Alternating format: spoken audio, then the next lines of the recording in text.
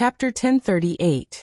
Time flew by, and 3 months passed in the blink of an eye. A Shinigami's lifespan was extremely long, and 1 or 2 years was nothing to them. At this moment, Dustless was at the Shin Spiritual Arts Academy. East Sunmei was indeed a ruthless person. When he defected, he killed his vice-captain, as well as many Shinigami in their seats, and even the Shinigami in the 7th Division with good potential. Although Dustless was now a captain, he was no different from a general without an army. Thus, under the authority of the head captain, he came to the Shin Spiritual Arts Academy to pick the Shinigami that he liked. This treatment was not bad. It could be said that the head captain thought highly of Dustless. The Shin Spiritual Arts Academy was a gathering place for geniuses, and it was also a thorn in the head captain's heart. How boring. Why do I need a member? I alone am enough. Wu Chen let out a long sigh and walked into the sloppy academy by himself. His frivolous expression was filled with laziness. At this moment, a figure suddenly appeared in front of him. Looking closely, it was Sosuke Aizen. Of course, there was also a captain beside him, Jin Ikamaru. What are these 2 bastards doing here? Looking at the 2 in confusion, Dustless was driven by curiosity as he walked over. Ishin-kun, long time no see. A gentle voice came from behind, and Dustless's footsteps suddenly stopped. Turning around, he saw Unohana Retsu and Yuko Toru with a gentle smile on their faces. "Yeah, long time no see, Retsu." Dustless scratched his head and smiled. His gaze was somewhat evasive. These days, most of his time was focused on Hogyoku. Unohana Retsu had invited Dustless to a couple of gatherings, but he had rejected her with various excuses. Dustless had even rejected the head captain's meetings several times. "Captain Unohana, oh no. Retsu, why did you come to the Shin Spiritual Arts Academy?" Seeing Unohana Retsu's expression turn dark, Dustless quickly changed the way he addressed her. "I'm curious as to why you've come to the Truth Central Spiritual Arts Academy." Unohana looked at Dustless meaningfully, then explained, "Today is the graduation day of the True Central Spiritual Art Academy's Death God class. There are a few matches, so I came to prevent the students from getting injured." Those Grim Reapers actually graduated. No wonder the head captain asked me to pick the team members. Dustless's doubts were swept away as 2 figures appeared in his mind. Why did Captain Aizen and Captain Ikamaru Jin come here? This has nothing to do with them. They can't be here to pick members, right? Shinjun is right. Captain Aizen's purpose is the same as yours. A few days ago, some roaming Great Void Realm experts invaded Drifting Soul Street. Almost all the members of the 5th Division who rushed over to help were killed. Unohana sighed and said with a worried tone, "You didn't go to the captain meeting these days, so you might not know, but some places in Soul Society have been invaded by Great Voids. Many members of the 5th and 3rd Division have died, and many souls with the potential to become death gods have been devoured." Yuan Luzai scolded Captain Nye many times because of this. "There's such a thing?" Dustless turned to look at Unohana and asked in surprise. Most of the members who died were from the 3rd and 5th Divisions, and many powerful souls on Drifting Soul Street disappeared as well. And every time the Great Void appears, it's at the weakest place in Soul Society. Unohana tilted her head and looked at Dustless in surprise. She smiled and said, "Shinjun's intelligence is indeed extraordinary. You've been cooped up in the 7th Division all day, but you still know these things." I heard it from the students who passed by just now." Dustless's smile froze. He quickly changed the topic and said, "I heard that there are a lot of geniuses who graduated this time. I hope that I, a general without an army, can have a few more outstanding subordinates." Although his mouth was like this, Dustless was exchanging flirtatious glances. Clearly, he was thinking about other things in his heart. Aizen Sosuke, that crazy man. Every time I guess wrong, he deliberately lured Daishu to Soul Society and then led all the members to reinforce him. In fact, he secretly killed all the members. I'm afraid Ikamaru Jin is the same. Dustless's heart was clear. There couldn't be such a coincidence in this world. It's probably to continue making Hogyoku. After all, that thing needs a lot of souls. Dustless's frown relaxed. He sneered. Aizen probably came to pick talented students this time to satisfy the Hogyoku's needs. The stronger the person, the stronger the soul. Matsumoto Ranju, Hinamori, Rukia, and many other Shinigami. They're all talented. Some of them didn't even graduate, but their names have already spread throughout Soul Society. Unohua Lai and Dustless walked side by side. While looking at the beautiful scenery in the distance, she explained to Dustless about Soul Society's current situation. Damn Aizen. I wasn't interested in those students, but based on the current situation, it doesn't matter if I snatch a few of them to join the 7th Division. Dustless's lips curled into a wicked smile. The laziness on his face disappeared, and was replaced by a playful and gloating expression. Matsumoto Ranju, Rukia, and Hinamori. They all sound good, especially Hinamori and Rukia. I heard they're very capable. The 7th Division just so happened to lack such capable people. After some contemplation, Wuchen also decided to recruit a few.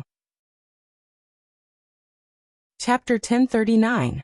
Dustless could see many students coming and going in the Shin Shin Spiritual Academy.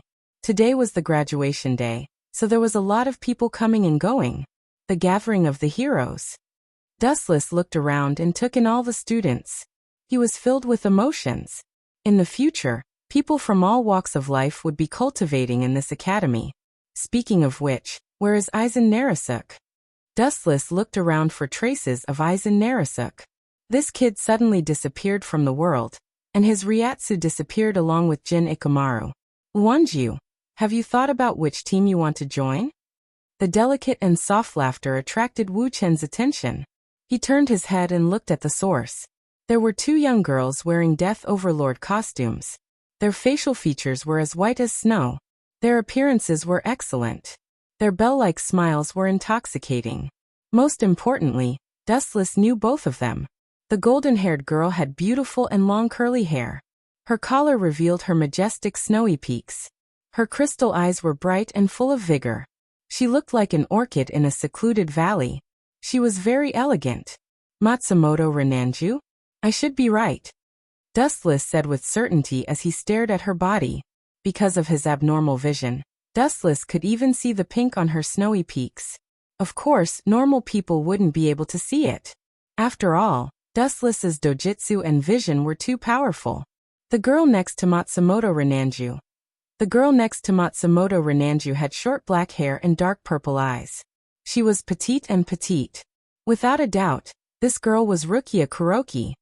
God is good to me, giving me a pillow when I'm sleepy, Wu Chen said with a smile with bright eyes. He sighed that God gave him face. Then he stepped forward and greeted them with a smile. When he was about to strike up a conversation with them, the two girls unexpectedly spoke first. Please move, Captain Dustless. The one who spoke was the hot Matsumoto Renanju. Her face was stern as if she saw a jinx. Dustless was embarrassed, and her tone was filled with disgust. What's going on? Why do I always get shot when I'm lying down recently? Seeing this, Dustless was directly petrified. A while ago, he had offended Zero Squad because of the Masked Legion, and now, he had inexplicably offended this girl. The corner of his mouth twitched, and he could not help but ask curiously. This should be the first time we've met, right? That's right.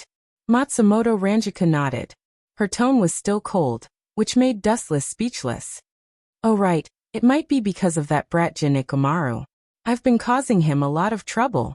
Dustless didn't know whether to laugh or cry.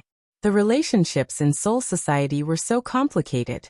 Sometimes if you offended one person because that person's relationship was too great, you would end up offending a group of people. You must be Rukia the Rotten Wood. Seeing Matsumoto Ranjika's cold face, Dustless also changed the topic. He looked at Rukia with a smile and said very gently, I have a good relationship with your brother-in-law Byakuya. If you have time, you can come to my 7th squad to play. Dustless forced a smile. When it came to acting, he knew that he was not as good as Aizen Sosuke. Impossible. You're definitely lying to me. Everyone in the Goding 13 doesn't care about my sworn brother, and he doesn't care about the other captains either. How could he know you? Rukia blinked her eyes and questioned. Even the Zanpakuto on her waist was unsheathed. She probably thought that Dustless was a liar. What's the matter with these two brats? The corners of Wu Chen's mouth twitched when he heard this, and he was exceptionally depressed. He immediately stared at Matsumoto Ranjaku and Rukia and made up his mind. Although the two of you are very strong, in the Godai 13, you are ordinary. The two's face changed, and they nodded undeniably. They were geniuses in the academy, but in the Godai 13, they were ordinary. Hee. Seeing that the two girls were fooled, Dustless continued to tempt them. The members of the 7th squad all died a few days ago. If you are willing to join the 7th squad, I can teach you. Your strength will increase by leaps and bounds. Matsumoto Ranjaku and Rukia looked at each other, and their eyes were wide open. You still want to fight with me? Dustless was proud. Strength was the weakness of the two girls.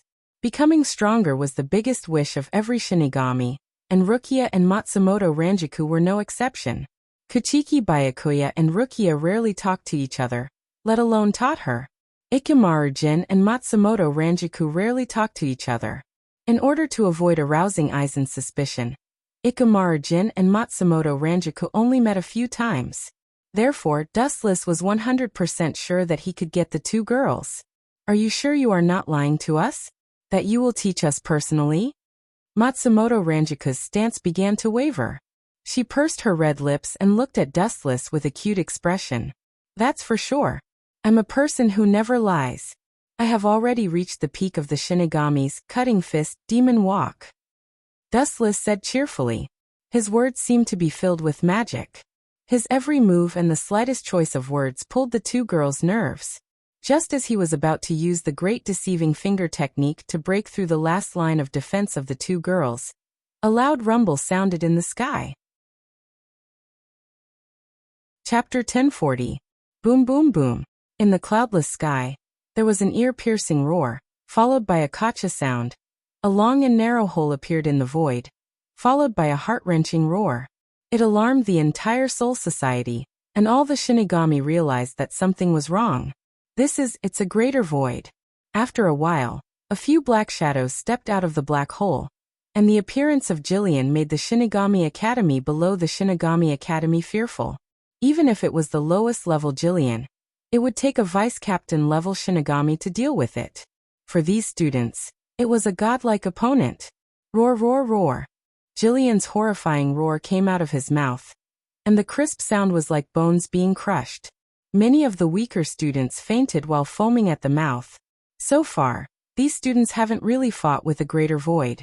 Look at the sky. What is that? It's so scary. It's hard for me to breathe. The teachers of the Shinigami Academy seem to have said that this is a greater void called Jillian. That's Void Flash. Bastard run. This is not something that rookies like us can handle. The Shinigami Academy, which was full of geniuses, played out an unprecedented funny scene. A group of Shinigami threw away their shallow fighting and ran away. Their running speed was comparable to the Shinigami Shuinpa. This group of useless guys, each one is faster than the other when running for their lives. Matsumoto Ranjaku saw this and scolded secretly. Usually they were bragging, but now they were running faster than the other. The Rottenwood Rukia was still standing in the far east, but her hair was wet. She was nervous, and her hands that were holding the Zanpakuto were trembling. The fear in her eyes was hard to hide, and Matsumoto Ranjaku was no exception. Your courage is commendable, but your behavior is too stupid. This level of fighting is not suitable for you two. Run for your lives. Looking up at the greater void in the sky, Dustless was puzzled. It was too strange to invade. We are about to join the Shinigami. How can we run? Matsumoto Ranjaku said stubbornly, holding the Zanpakuto tightly, and looked at the Jillians in the sky. Boom boom boom. Destructive fluctuations covered the sky, and a deep red halo dyed the entire True Central Spiritual Art Academy red. Several Jillian opened their mouths and released Void Flash at the same time. Although I don't know what's going on, this kind of occasion is pretty good. Dustless's lips curled into a smile as he glanced at the surrounding students from the corner of his eyes. This sudden drama, the hero saving the damsel in distress, was not bad at all. Whoosh whoosh whoosh. Several world-destroying void flashes rumbled down and locked onto their targets, which were the extremely conspicuous Matsumoto Ranjaku and Rukia. Almost everyone from the surrounding academies had fled. Only Dustless and a few others were left. Just Jillian, trying to strike a stone with an egg. You overestimate yourself. The spiritual pressure in his body surged. Dustless calmly closed his eyes. Suddenly, he was startled to find that the corners of his clothes were grabbed by someone. Looking up, he saw that it was actually Matsumoto Ranju and Shiomu Rukia. That doesn't seem right. This seems to have been deliberately arranged. Dustless had a strange expression on his face. He had a feeling that this situation was deliberately arranged by someone. It was obviously a scene of a hero saving a damsel in distress. It was just that the protagonist had somehow been replaced by Dustless. It's coming, Matsumoto Ranjiku said in horror. She looked up and saw that the void flash had already landed on her head.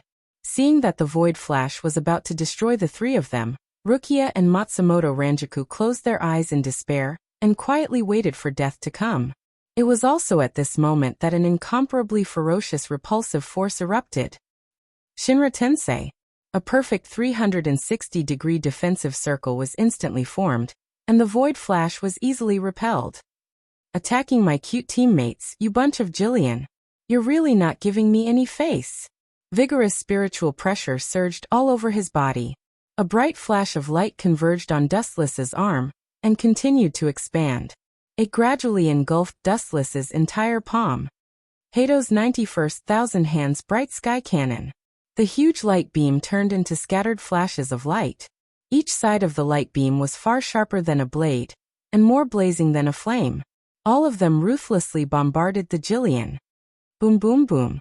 In the blink of an eye, groups of Jillian were turned into ashes. They were blasted all over the sky. Because too many Jillian were blasted to death, a series of explosions could be heard in the sky. So powerful. The two women choked and looked at the dismembered Jillian in the sky. They didn't even notice that their saliva was overflowing. They looked at Dustless with worship. Hato's 63 Thunder Roar Cannon. A flash of light bloomed, and the Jillian along the way suddenly collapsed. The golden light was unstoppable.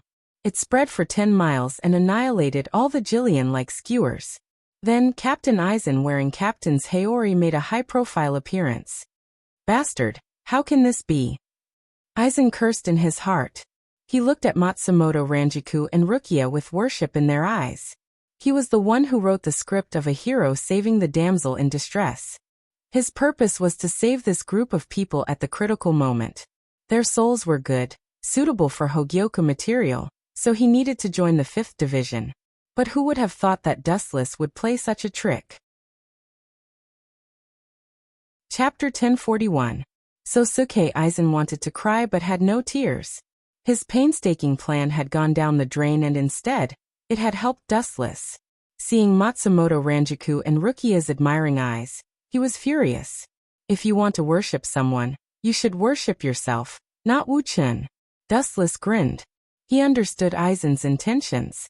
Great Void took the opportunity to enter the academy and waited for Matsumoto, Rukia, and the others to despair. Then Aizen and Sosuke Aizen stepped forward. How despicable. Dustless pointed his middle finger at Sosuke Aizen. Then he chuckled. In the end, Aizen was the one who got away with it. Captain Aizen's face doesn't look so good. Dustless walked up to Sosuke Aizen and teased him. Sosuke Aizen's expression turned gloomy. He suppressed the anger in his heart and asked in a low voice. Captain Dustless has been in the 7th Division recently. Why did you suddenly come out? In fact, due to the overly horrifying sound, it gave people the illusion of a poisonous snake hissing and hissing. Wu-chan smiled and took it as a child venting his dissatisfaction. He said calmly, the members of the 7th Division were all killed by the traitor. Now the head captain wants me to choose outstanding students from the True Central Spiritual Arts Academy. These two will be my new members. Pointing at Matsumoto Ranju and Rukia, Wu-chan chuckled and said. Hearing this, Matsumoto Ranjiku and Rukia looked at each other speechlessly. Although they were tempted, they still hadn't agreed to let Wu-chan join the 7th Division. After thinking for a while, Matsumoto Ranjiku was about to reject Dustless, but her mouth was blocked in advance. These two members of my team are talented and hardworking. Anyway, the 7th Division has nothing to do now. If I teach them step by step, they will definitely improve by leaps and bounds. Matsumoto stopped. She planned to join the Godai 13 after graduation anyway. She wanted to join Ikamaru Jin's 3rd division, but he rejected her. Now it seems that joining Dustless's 7th division is not a bad idea. Haha. Aizen smiled reluctantly, but he still raised his hand and congratulated. Congratulations, Captain Dustless, for finding 2 good teammates. Congratulations. Although he said that, Aizen's heart was filled with resentment. The materials he painstakingly gathered for Hogyoku were taken away by Dustless. Kakaka. Right at this time, the sound of ruins collapsing attracted Dustless's attention. Immediately after, a young girl covered in dirt came into view. Isn't this Hinamori? Dustless was surprised and instinctively looked at Sosuke Aizen. It's Daisy. Since it's delivered to my doorstep, I'll just accept it. Now the 5th division was the same as Dustless's 7th division. They were all killed by Aizen. The stronger the Shinigami, the easier it was for Aizen to trick them into going to the operating table. Hinamori. Her talent isn't bad, she's a good material for Hogyoku. Aizen thought viciously, but he still had a warm smile on his face. He looked like a big brother next door who cared about everything. Thinking about this, Aizen immediately came up with a perfect trap. Just as he was about to capture Hinamori, an accident occurred. A bright golden light swooped down, and Dustless, who was standing next to Sosuke Aizen, instantly appeared next to Hinamori and said something that made Aizen's heart ache. His cooked duck was swallowed by Dustless again.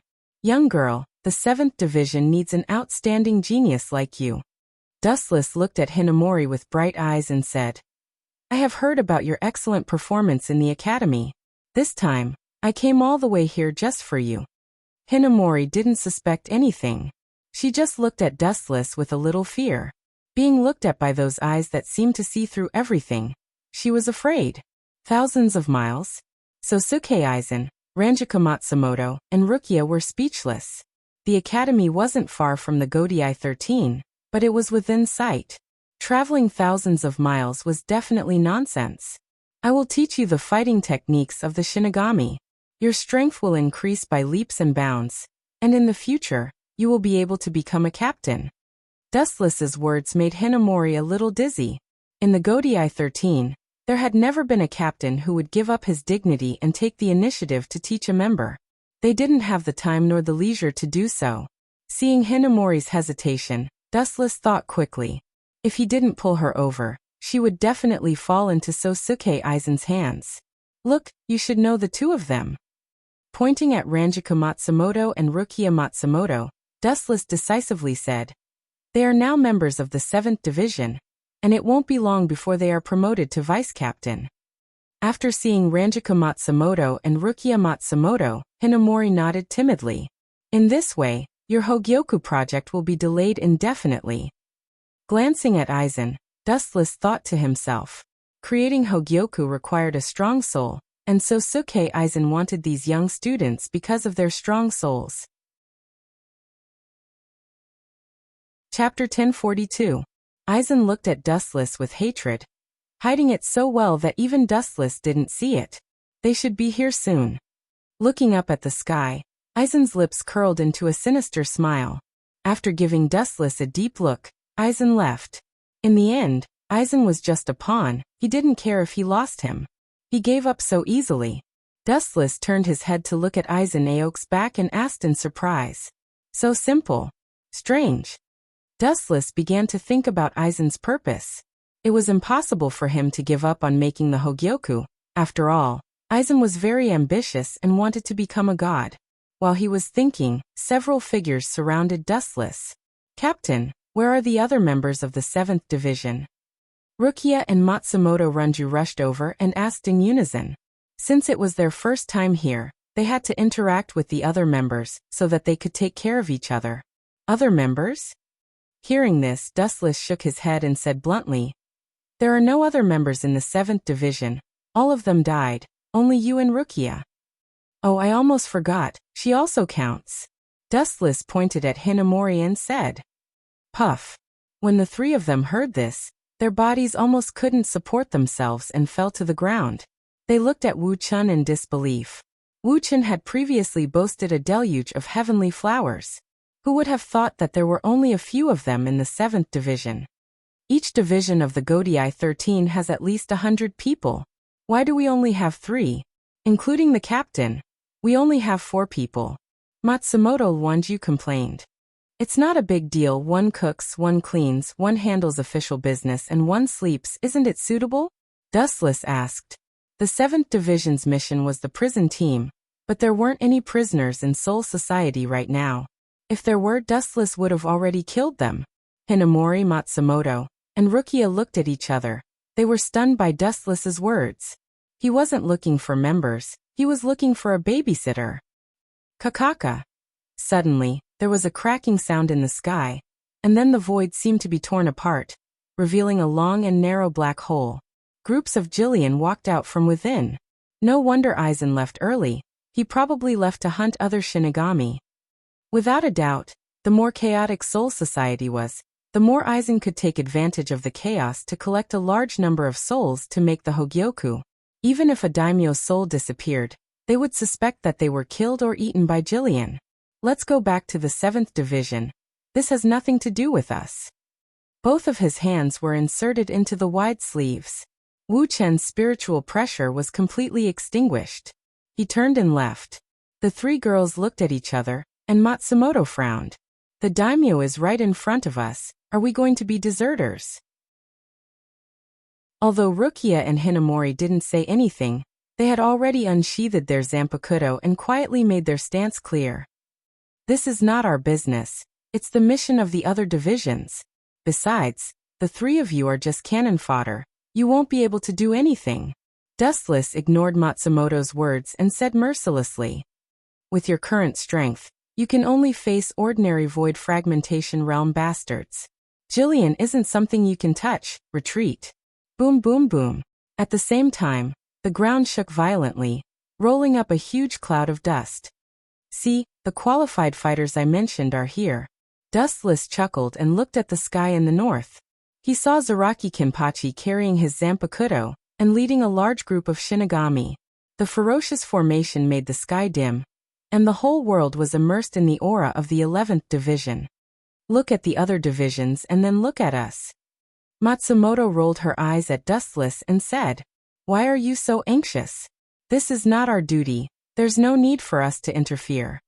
Dustless was indifferent.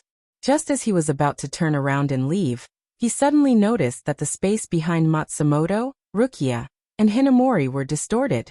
Dustless, who realized that something was wrong, scolded coldly. The 3 of you, get out of there now. The 3 girls were stunned. Hearing Dustless's stern tone, they hurriedly dodged. They were considered talented. When they were in the Zhun Central Spiritual Technique Academy, they already knew how to teleport. Immediately, they used all their strength to escape. Crack! The black cavities behind the girls suddenly exploded. A smaller greater void drilled out and pounced towards the girls. Even though they were very fast, this greater void was clearly beyond Jillian's level, and was even faster.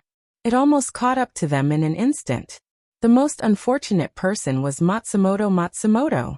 The mysterious daimyo's bone blade was flickering with cold light. It was about to pierce Matsumoto's abdomen. Its method was extremely ruthless. It seemed like it wanted to kill her in a single strike.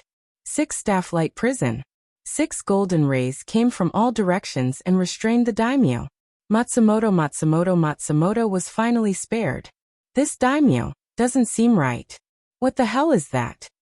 Dustless's expression froze. He noticed that something was wrong. It was completely different from the normal Ajuchas and Vasto Lord. Chapter 1043. The mysterious greater void was covered with strange patterns all over its body. It looked messy, but in fact, it was filled with indescribable mysteries. Strange, it seems a little familiar. Wu Chen raised his eyebrows and looked at the mysterious pattern. He muttered in his heart. Ka ka ka. At this time, an unexpected crisp sound attracted Dustless's attention. Looking at the origin of the sound, there were cracks on the 6 huge lights. Death God. You want to restrain me with trash of this level? You underestimate me too much. The greater void that looked like a mantis turned its head and bared its teeth at Dustless. I'm different from the other Ajuchas. Don't underestimate me. As soon as it finished speaking, it suddenly used force and tore the 6 light prison apart with brute force. It is indeed different. Dustless nodded his head in agreement. This greater void in front of him was indeed not bad. Its strength was higher than Ajucha's, but it was not at the level of Vasto Lord.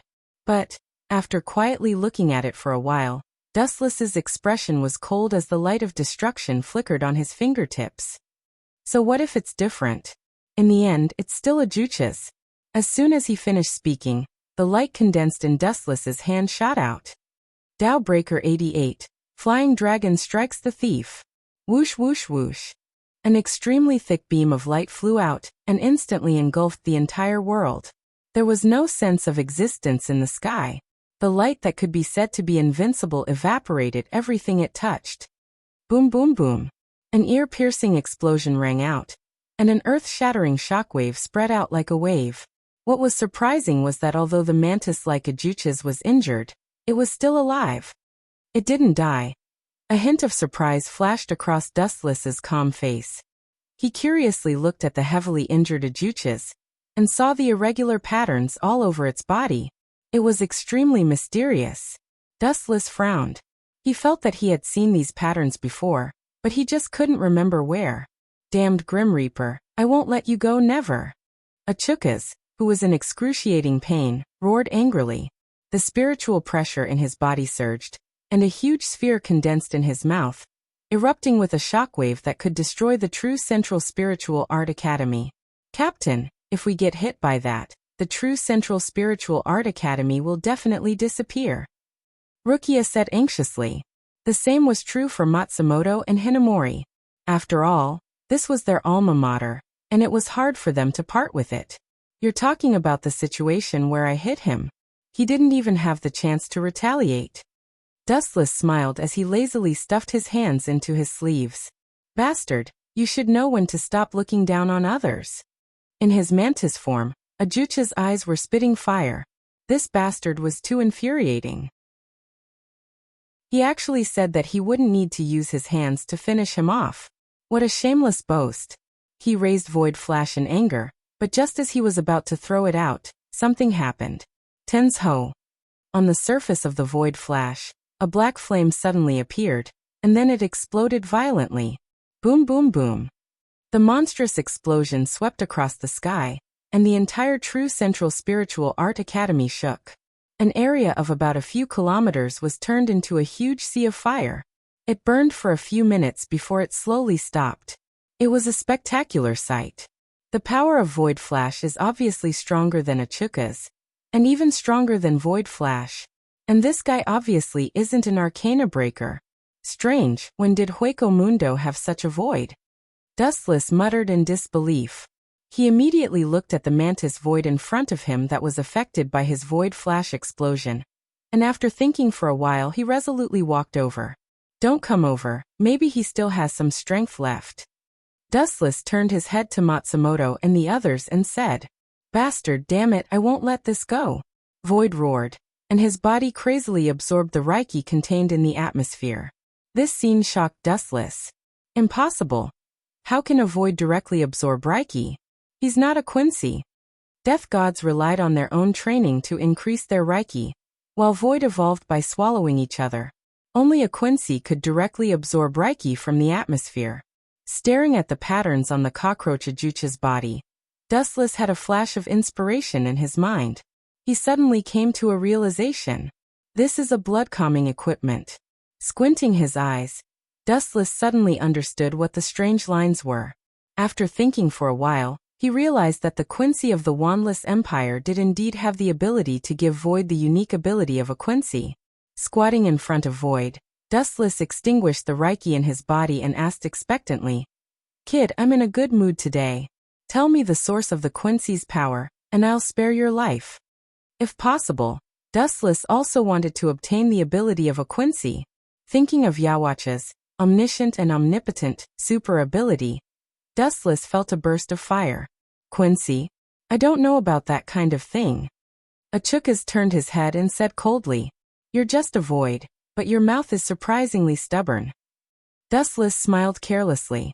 Soon after, he leaned close to Dustless's ear and quietly asked with a voice as soft as a mosquito, That bastard Ugrin has ward did it right? Who is that? I don't know. Achukas refuted with all his might. Dustless snickered inwardly. He clearly saw the fear that flashed through this guy's eyes. Chapter 1044. The eyes were the window to the soul, no matter what kind of creature it was. Even the slightest change couldn't escape Dustless's fiery golden eyes. This great void at the level of the cockroach ajuches gave Dustless the first thought that he had a guilty conscience. The evasive gaze in his eyes explained everything. There is no need to quibble. I have fought with Quincy before, so I know a little about their moves. Seeing that this cockroach refused to admit it, Dustless didn't care and extended his hand. What are you trying to do? The cockroach Big Void screamed in horror. His tone was somewhat sharp. Dustless actually grabbed his head, and his eyes also underwent earth-shattering changes. His black pupils turned into a light purple color, and ripples spread out from his eyes. 9 pitch-black, flickering magatama hung from his eyes. The gem-like luster could see through one's heart, and the cockroach ajuches felt its heart palpitate. Under this pair of eyes, all secrets couldn't be hidden, and its heart was beating like a drum. What are you trying to do? The cockroach ajuches asked with a trembling voice. The current Dustless was completely different from before. The light emitted from those strange eyes was like a god looking down on a weak ant, and it made its scalp tingle. Don't worry, I am just extracting your memories. Dustless revealed a gentle smile and waved his hand. There will be no danger to your life. At most, you will become an idiot. Hearing this, the cockroach ajuches flew into a rage and glared at Dustless. Its ugly eyes flashed with hysterical madness. Void flash. The flash that was secretly condensed hit Dustless, and the light engulfed his entire body. Ha ha ha. You actually dare to come into contact with me at such a close distance. Serves you right, idiot death god. Ha ha ha. Dustless, who was hit by the void flash, exploded. At such a close distance, even if he wanted to use God's might to turn his body hollow, he didn't have the chance. The cockroach ajuches only heaved a sigh of relief after sensing that Dustless's spiritual pressure had completely disappeared. It's just a Grim Reaper. How can a lowly race like you understand the greatness of that lord? The cockroach ajuches snorted in disdain. Then, with a swipe of its hands, a long and narrow black cavity opened up. Just as it was about to step in, the voice of the King of Nightmares once again enveloped its mind. That lord? Looks like it really is Jagram. Tens of thousands of rays of light gathered on the ground and condensed into Dustless's physical body. He was frowning as he pondered with deep puzzlement. To be able to bestow their abilities to voids, Quincy is truly a mystical race. Dustless sighed emotionally. He still remembered that after friend Habak had revived, he had ordered the Knights of the Wandless Empire to capture powerful great voids, and he had even given them the ability to annihilate great voids to strengthen the Wandless Empire. Swish. Swish. The black shadow was hard to see with the naked eye. It was as fast as light, but in Dustless's eyes, it was extremely slow. Idiot, it's rare for me to be merciful and let bygones be bygones. You're actually courting death. His expression turned cold. Dustless had always hated people like this who did not know what was good for them. Without wasting any time, he lifted his leg and sent out a thick flash of light. Light speed kick. A straight ray of light poured out and disappeared in an instant, turning into a golden spear with extremely powerful thrusting force. It pierced straight towards the black shadow. Boom, boom, boom. A huge tremor resounded through the clouds. The cockroach voids was instantly sent flying, spurting out blood. Its entire body was corroded by the high temperature caused by the lightspeed kick, and its entire body was like charcoal. I didn't come knocking on your door, but you came knocking on my door first. Leisurely turning around, Dustless strolled away with a ferocious look on his face. After all, Dustless had killed Busby, and Jagram had an extremely good relationship with the former. They could be considered childhood friends. It was normal for Jugram to seek revenge, or send a great voids to probe Dustless's background. Hold it right there. A shocking roar came from behind. Immediately after, Ajuchas, whose entire body was charred, swept up a sandstorm with great momentum. Turning his head and revealing half of his face, Dustless said with pity, "It doesn't matter if I stand here, but it will take your life, idiot." Dowbreaker 90 Black Coffin. The black light that flashed out from all directions converged. The black light pulsed with an indestructible sharpness, and its target was actually the cockroach Ajuchas. Poochie, Poochie, Poochie. After a few crisp sounds, the sharpness of Dowbreaker 90 directly turned into pieces of flesh. One day later, in the 7th Division, the usually empty 7th Division finally had some vitality. Although it was still a little lonely, it was much better than when Dustless was alone. The bright room was filled with the smell of alcohol, and the sound of snoring could be heard. Dustless didn't know whether to laugh or cry as he looked at the drunk Matsumoto Runju. He was counting on the latter to handle official business, and not to find drinking buddies.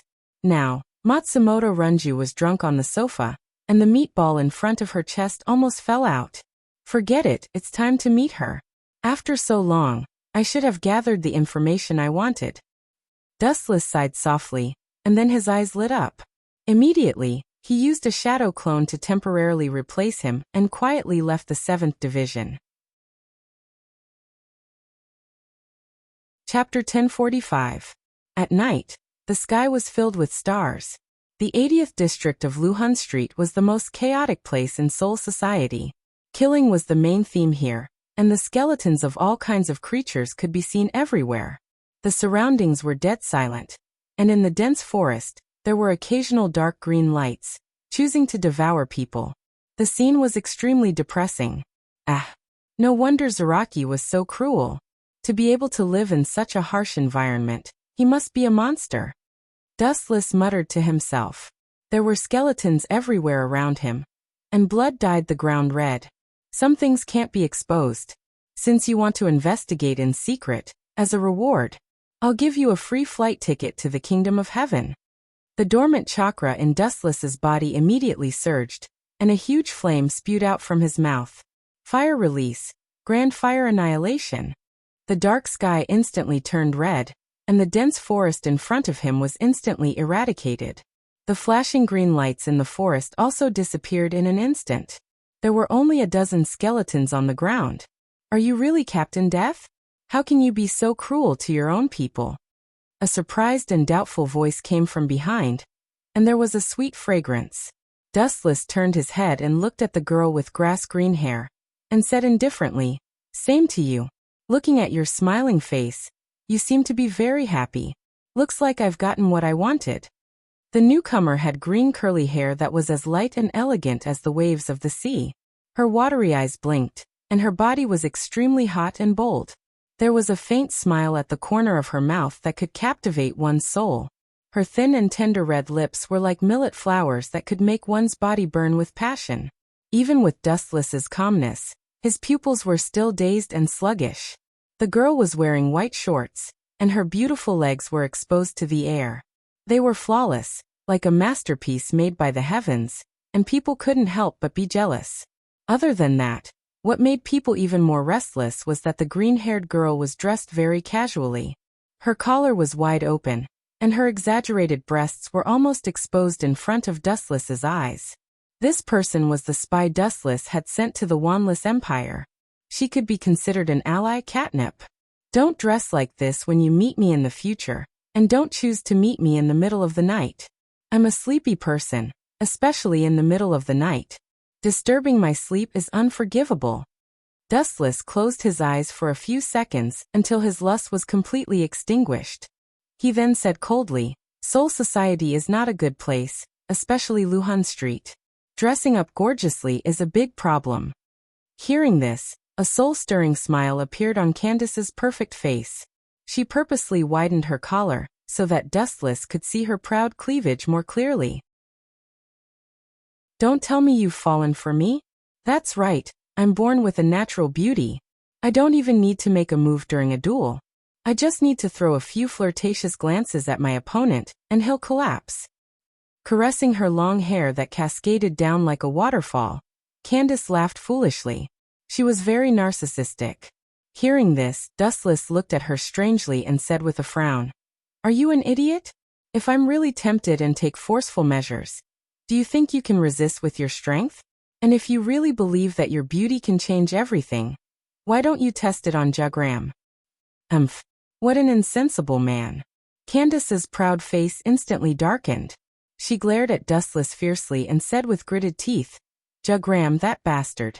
I'll definitely be torn into pieces by him in the future." Dustless responded with silence. His expression was a little blurry, and his eyes were dozing off. "You bastard." Candace was very depressed and could not help but curse in her heart. Dustless had a drowsy look on his face with a beauty in front of him. He did not know how to appreciate her beauty at all. "All right, have you gathered the information I asked for?" Dustless waved his hand and asked impatiently. He continued, "I don't expect you to understand Yawach's abilities, but at least understand the abilities of the members of the Stern Ritter." Even though he had memories from the third dimension, Dustless only remembered their abilities and did not know their specific moves. There were many heaven-defying people in the Stern Ritter. Dustless even remembered an unprecedented pervert. As long as he used his brain and imagined his opponent's tragic death, his dream could become reality. He could directly think of his opponent to death. "I've tried my best to find out more details, but I didn't manage to get the abilities of Yawach's personal guards and Jugram himself." She handed a file that recorded the moves of the Stern Ritter to Dustless. Candace said solemnly, "Jugram is naturally suspicious. Once he finds out that I'm suspicious, he won't need any so-called evidence. He'll kill me directly." Speaking of which, Dustless nodded. He suddenly thought of Ajuchas, who had invaded Soul Society and had the power to destroy Quincy. He opened his mouth and was about to ask Candace about the details when something unexpected happened. A black irregular crack flashed in the sky. It was different from the black cavity of the Great Void, but it was also similar to a space tunnel. Dustless could clearly hear the crack sound of movement inside. "You really know how to pick a time," Dustless frowned. A huge beam of light condensed in his hand. No matter who came out, he would kill them without hesitation. However, Candace's next move stunned Dustless. Chapter 1046. Candace blocked Dustless decisively with a determined look in her eyes. "She's my friend, Bambietta Bathabai. I won't allow you to hurt her. Little Bambietta is one of the only friends I have in my life." Candace's eyes shone with determination. Her tone was indomitable and without regret. "You value relationships so much?" Dustless was surprised. He remembered that there were a few women in the Wanless Empire, but all of them were extremely violent. This Bambietta that Candace mentioned was also very violent. A few seconds later, a pretty girl wearing the same military uniform as Candace appeared in front of him. She wore a military cap with the symbol of the Wanless Empire on it. Her hair reached her waist, and she wore a short skirt with a heart-shaped insignia pinned to her chest. She wore a belt with a heart-shaped insignia, black stockings, and long boots. Perhaps it was the first time she had seen Dustless. Her pure and innocent eyes were somewhat absent-minded and curious. She looked at Dustless with great interest. But when she saw Candace, who was standing next to him, her face instantly became cold, and her whole body emitted a cold aura. "Candace, you betrayed His Majesty and fell to the point of associating with the Grim Reaper." Although Bambietta looked like a young girl, she was actually an old monster who was over 100 years old. She was much older than Dustless.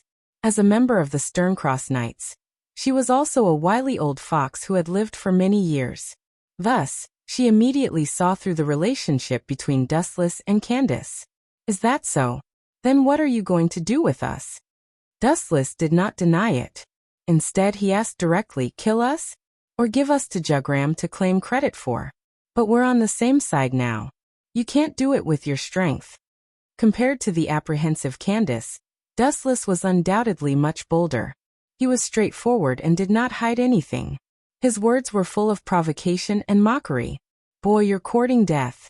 Bambietta immediately reacted with the strongest strength. She raised her hand and condensed a crystal divine bow. In an instant, arrows compressed with extremely high spiritual pressure shot out. Whoosh whoosh whoosh. The powerful arrow pierced through Dustless, but it didn't have any effect.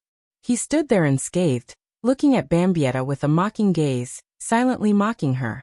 What's going on?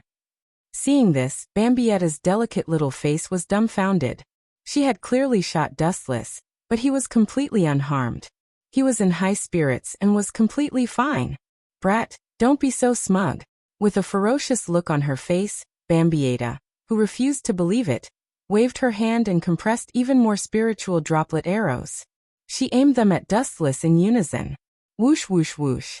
Just like before, a few holes appeared in Dustless's body, but they were repaired in the blink of an eye. Smiling, he looked at the red-faced Bambietta, and suddenly felt that she was very interesting. He hooked his finger at Bambietta again and said with disdain, "What is that all? You can't even land a hit on me, and you want to defeat me? Even a 3-year-old wouldn't dream of something as ridiculous as you." You. Bambietta was furious when she heard this. Her slender fingers trembled as she pointed at Dustless. She bit her red thin lips and looked rather depressed. "Candace, let's capture him together and then offer him to Jugram. He will definitely forgive your sins." Bambietta, who had no choice, threw an olive branch to Candace, hoping that they could join forces to deal with Dustless. "Little Bambietta, don't be deceived by that hypocrite Jugram. He has been using us from the beginning." Speaking of Jugram, Candace showed an expression of hatred and wanted to tear him into pieces. Seeing this, Bambietta frowned and looked at the grinning Dustless. She pointed at him and said, "Candace, don't be deceived by this shifty-eyed Grim Reaper. One look at him, and you can tell that he's not a good person." It didn't matter what she said, but the narrow-minded Dustless's face immediately darkened. "I'm indeed not a good person, but compared to Jugram and Yawach, I suddenly feel like I'm as great as a saint." Dustless snorted at the mention of Yawach and Jugram. "How dare you insult His Majesty?" Bambietta shouted angrily, her eyes spitting fire. Dustless raised his eyebrows and moved closer to Candace, who was having a headache, and said in a low voice, "Your friend has some problems with her head. She only has Yawach in her heart and treats him like a god. In my opinion." Dustless's expression turned cold and murderous as he said, "Why don't we just kill her?" Candace shook her head like a rattledrum and took a deep look at Bambietta. The hesitation in her eyes turned into determination. She decided to pull her best friend out of hell. "Is little Bambietta pretty?" Candace suddenly changed the topic and asked an irrelevant question. Hearing this, both Bambietta and Dustless were stunned. They looked at Candace in confusion. This neurotic woman was making Dustless's brain go blank. "What does this have to do with me? So what if she's pretty?" "She's still an enemy," Dustless said coldly. Candace's face flashed with relief, and then she said mysteriously, "I have a way to pull little Bambietta to our side." Dustless was stunned and said expectantly, "Let's hear it." Candace nodded and said seriously, "Go to archery and rape her. Defile her from head to toe and destroy her body, mind and will. It's best if you can make her pregnant with your child. This way, little Bambietta will betray us." Dustless's body trembled when he heard that, and he staggered and almost fell on his back. Chapter 1047. Not only was Dustless petrified, but even Bambietta was also stunned. Her face was flushed with shyness, and she looked as attractive as a ripe apple. Her ferocious aura was completely restrained, and she looked quite cute. Finally, she had some unique feminine charm. "I'm deaf, right? Can you repeat what you said just now?" Dustless reiterated. Candace looked at Dustless with a little dissatisfaction. After cursing him for being deaf in her mind, she explained, "Don't be fooled by Bambietta's casual dressing. In fact, she values something as worthless as virginity very much. Don't be fooled by her bold appearance." Candace stared at Dustless with resentment. Dustless opened his mouth, intending to refute, but he was shocked to find that he was speechless. He didn't know whether to laugh or cry. Candace's dressing was several times more exaggerated than Bambietta's, and she was shamelessly gossiping about others. Dustless suddenly felt that his shamelessness was not proportional to Candace's. Noticing Dustless's strange look, Candace immediately understood that Dustless had misunderstood her. She hurriedly said, "I said virginity is worthless, but it doesn't mean that I don't care. In fact, I'm the same as Bambietta, I'm still a—" Candace, who spoke bluntly, closed her mouth and decisively withdrew the word virgin. Why did she say this to Dustless? All in all, it's not wrong to listen to me. It's best to make her pregnant with your child. In this way, our alliance will have another layer of protection. I'm Bambietta's bosom friend, and we'll be in-laws in the future." Without waiting for Dustless's reply, Candace murmured to herself, her eyes shining. She felt that she was too smart. She had been worried about how to deepen the alliance with Dustless, but now it seemed that all the problems had been solved. "You're also my bosom friend?" Dustless couldn't help shaking his head and smiling bitterly in his heart. "Shut up, you bastard. I'm going to kill you." Bambietta, who couldn't bear it any longer, roared like an enraged tigress. Her 3,000 willow strands stood erect, and surging killing intent rushed towards Candace and Dustless. Although Candace's method isn't ideal, what she said is true. It wouldn't be bad if we could pull her in. It'd be a good idea to use her as a weapon against another, and we'd be able to catch Wanless Empire off guard from the inside. Ignoring the suffocating murderous aura covering his body, Dustless nodded inwardly. Soon after, a mischievous smile appeared on his face as he pretended to be incomparably vulgar and said, "Candace is right.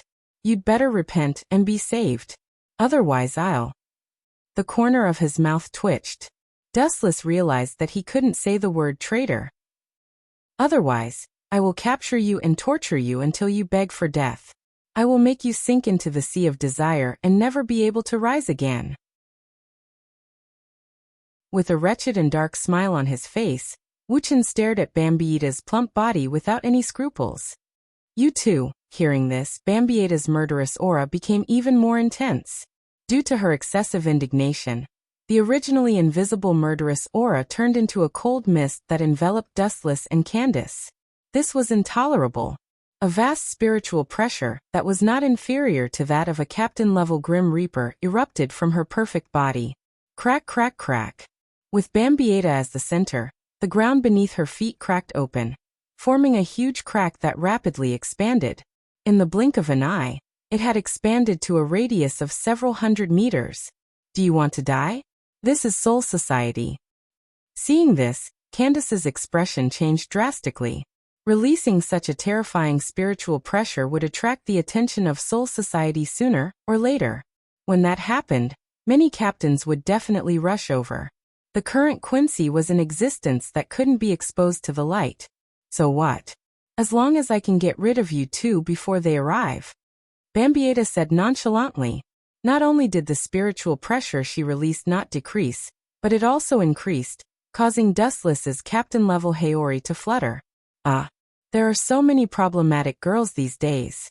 Dustless's words immediately attracted Candace and Bambietta's attention, and they both glared at him with dissatisfaction. "I'm telling the truth. You two belong to the brainless type." Dustless complained in his heart, and then his expression turned cold. "You little things can be killed in the blink of an eye. You're not even worth fighting." Hearing this, Bambietta, who had a bad temper, was about to explode. If Yawach wanted to kill her, he had to fight, but when it came to Dustless, he didn't even need to fight. One should know when to stop looking down on others. "Is that so?" Bambietta sneered and said sarcastically. "If you can really kill me in the blink of an eye, then I'll agree to your conditions and follow your lead." After saying this, Bambietta looked at Dustless with extreme disdain. Kill her in the blink of an eye? What a joke. Even Yawach couldn't do this. God is so unfair. Suddenly looking up at the sky, Dustless was dejected. Candace was stunned. Blinking her crystal eyes, she asked, "Why do you say that? You don't understand?" Dustless glanced at Candace and sighed in loneliness. "My life is really a tragedy. Now I have another teammate who is as brainless as you. Why is fate so cruel and ruthless?" Bambietta vomited blood and trembled with anger. Her ferocious look made it seem as if she wanted to tear Dustless apart. His words undoubtedly meant that he could kill her with a single glance. Chapter 1048. Compared to Bambietta, who snorted disdainfully, Candace remained silent. Although she had only met Dustless twice, including this time, she firmly believed in Dustless's words. It was not surprising that a person who was already a miracle could create any miracle, because his very existence was a miracle. This guy. Her eyes flickered, captivating one's soul. Candace, who was lively by nature, remained silent, her expression calm. She sized up Dustless from the corner of her eyes, and a strange feeling spread in her heart. Dustless did not say a word in the face of Bambietta's mockery. It was not that he was powerless to fight back, but that he did not bother to answer. Seeing Dustless remain as indifferent as a statue, Bambietta withdrew her spiritual pressure. After all, this was soul society, and releasing spiritual pressure endlessly would attract the Grim Reaper's attention sooner or later. Bambietta could not help but think. Staring at Dustless and Candace, she frowned. If they fought, she would be the one who would be defeated and captured in the end. A moment later, her eyes lit up, and she suddenly came up with a plan. Since neither of us wants to be caught by the Grim Reaper, why don't we fight in a more interesting way? Bambietta withdrew her flames and put on an elegant smile with a hint of complacency and cunning. Candace remained silent and looked at Dustless. The night is long and I have nothing to do. Tell me what you want to do. I hope you won't break the contract because you can't afford to lose. Dustless glanced at Bambietta indifferently and put his hands back into his sleeves. No wonder you are in cahoots with Candace. You are indeed straightforward. Bambietta looked at Dustless in surprise and had a whole new level of respect for this Grim Reaper. Dustless and Candace clearly had the upper hand in a 2v1 situation. But Dustless was willing to give up the advantage. He was indeed broad-minded.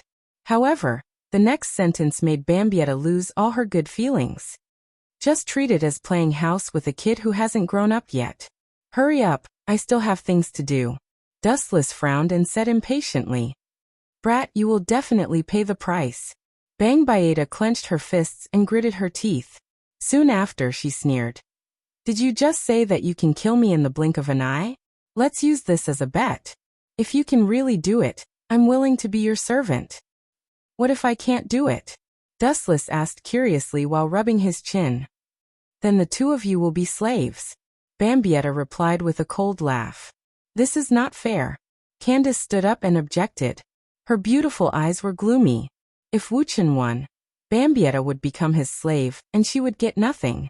On the other hand, if Wuchen lost, she would suffer together with Wuchen. No problem. Dustless raised his eyelids and said indifferently. Hearing this, Candace immediately turned her spearhead and bombarded Dustless indiscriminately, her saliva flying all over the sky. Are you kidding me? You are not qualified to decide my fate. We are allies now, and we don't even have this basic trust. Let's just go our separate ways. Glancing at Candace, Dustless replied.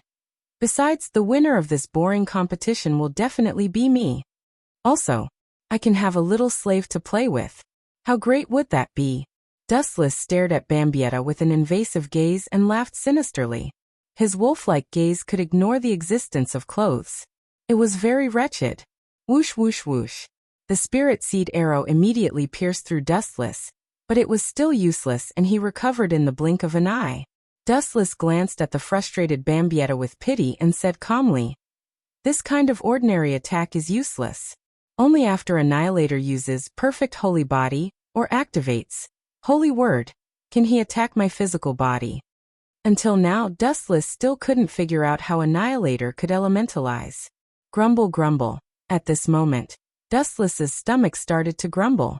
He suddenly felt a little hungry and said, It's getting late. Let's start now and finish this as soon as possible. You can go back and eat. After saying that, Dustless's pupils changed. The demonic and mysterious Eternal Mangekyo Sharingan appeared.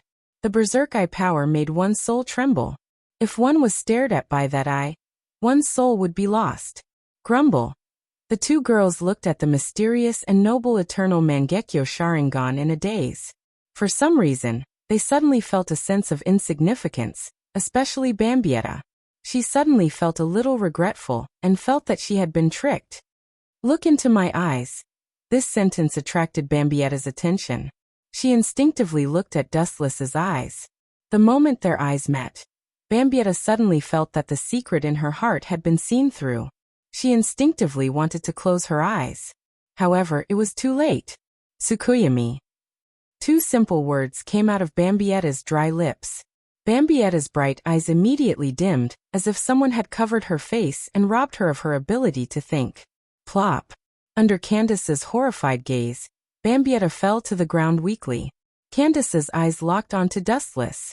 She was shocked to find that he didn't move at all. He didn't even blink. In his eyes, there was only an insignificant ripple like water. Then Bambietta was killed instantly. It was as simple as blowing air. Looking at the motionless Bambietta on the ground, Dustless stretched and sighed with emotion. From now on, there is one less beautiful girl in the world, and one more personal maid who is a slave or a servant. Chapter 1049. At this moment in the world of Tsukuyomi, Bambietta, who had just arrived, was complaining incessantly.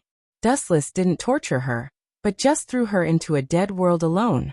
There was no need to waste too much time. He could just wait for her spirit to collapse on its own.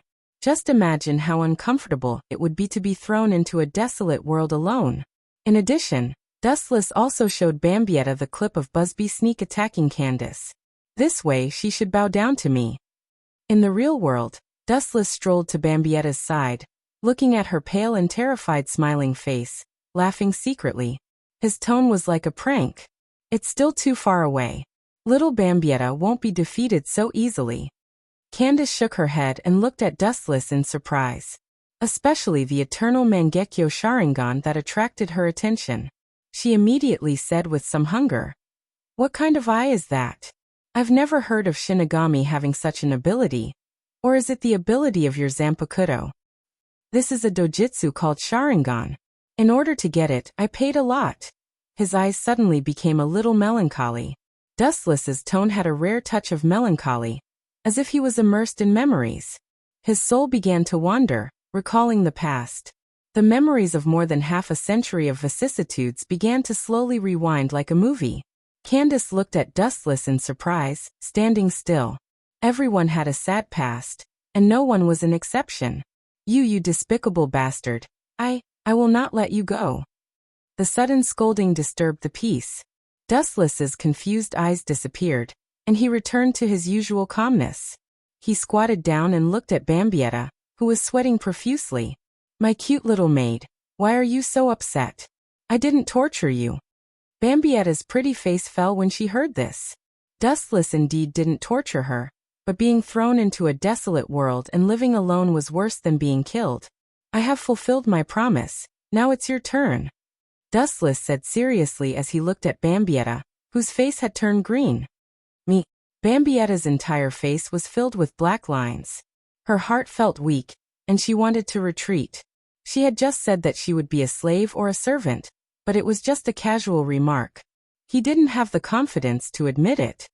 The consequences of little Bandy's violation of the agreement are very serious. Candace stood up and said in a threatening tone, "Although this guy looks decent, he's actually very lecherous.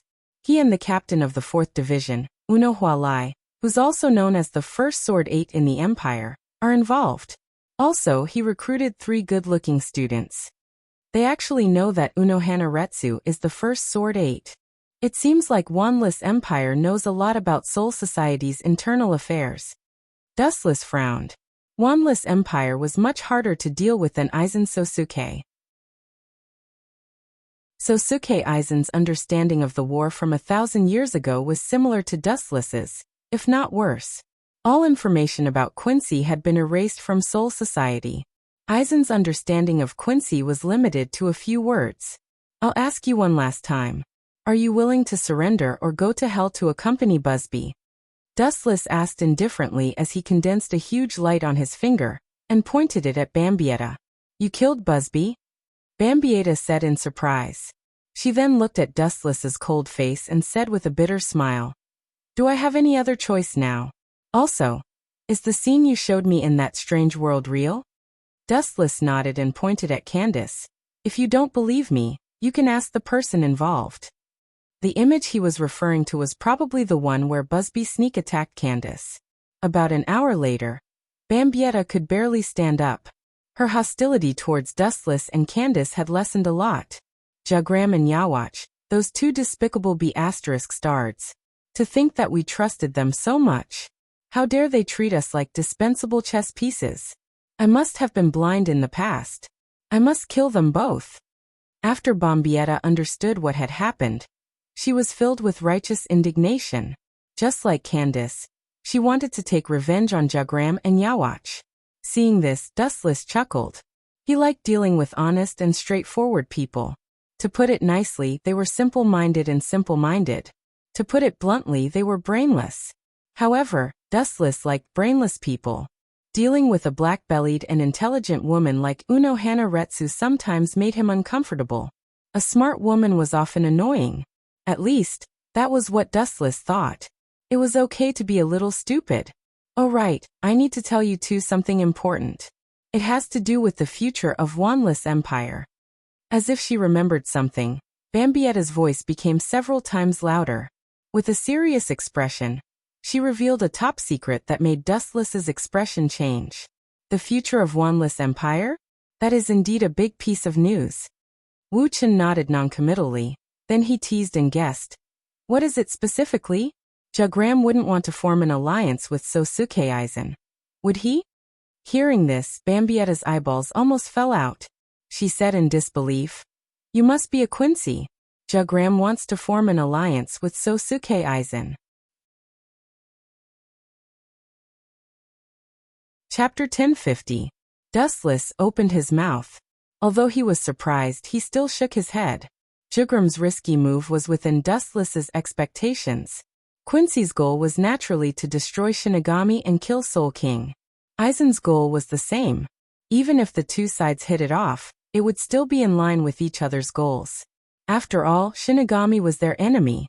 But I don't think Aizen will cooperate with Jagram. After a while, Dustless confirmed.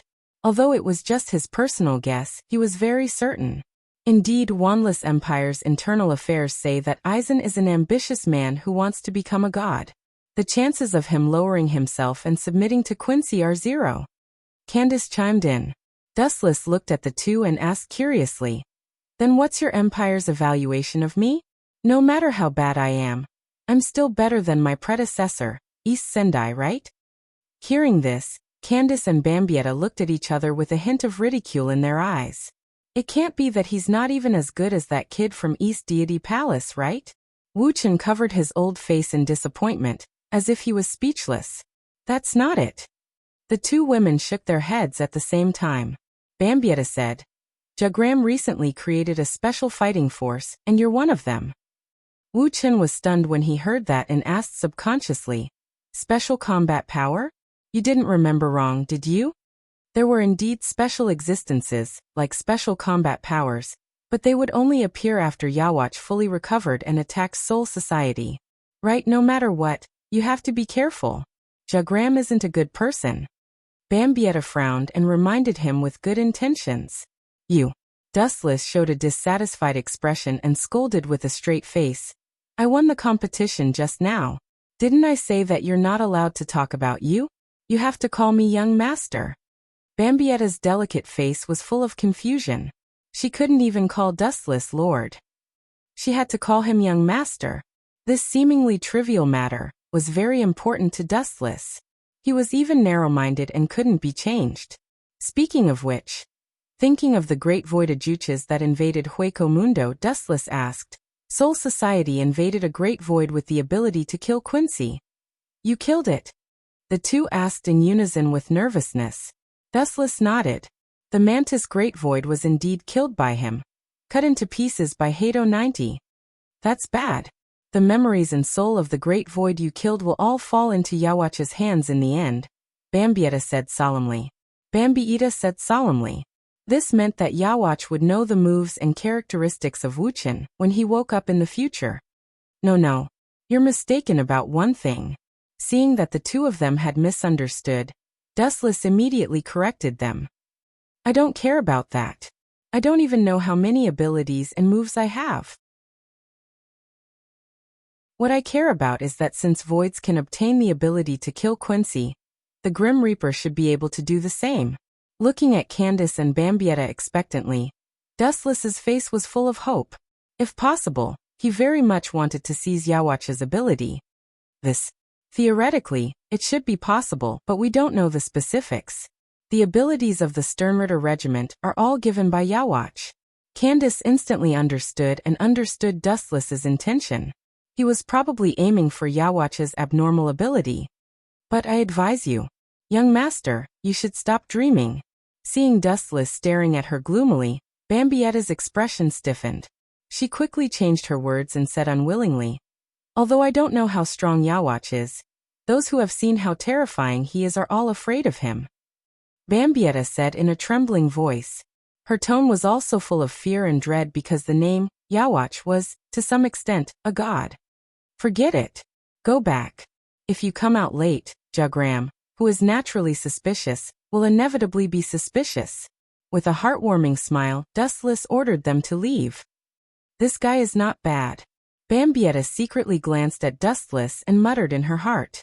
Although Dustless sometimes looked sloppy and had a cynical attitude toward everything, she could feel that Dustless was not a cold-blooded person like Jugram. Especially when she was quite close to Dustless just now, Bambietta felt that he was warm. At least he had body temperature. The night sky of Soul Society was full of stars, and the scenery was very charming. As night fell, Dustless walked alone to the 7th Division. He thought that when he returned to the division, he would be greeted with good wine and delicious food. Who would have thought that the entire captain's office was filled with the strong smell of alcohol, and the pungent smell made people retreat. A soldier's drunken, a general's drunken. This saying is true. Opening the door of the captain's office, Dustless stepped in. The first thing he saw was Hinamori, Rukia, and Matsumoto Ranjaku. They were all drunk and completely unconscious. Forget it. I'm in a good mood today. I'll let you go. Picking up the blanket on the sofa and covering them, Dustless turned around and left. Tiredness spread all over his body, and he had to find a suitable place to rest. However, God often likes to play tricks on people. Sometimes the more tired you are, and the more you want to sleep, the more troublesome it is.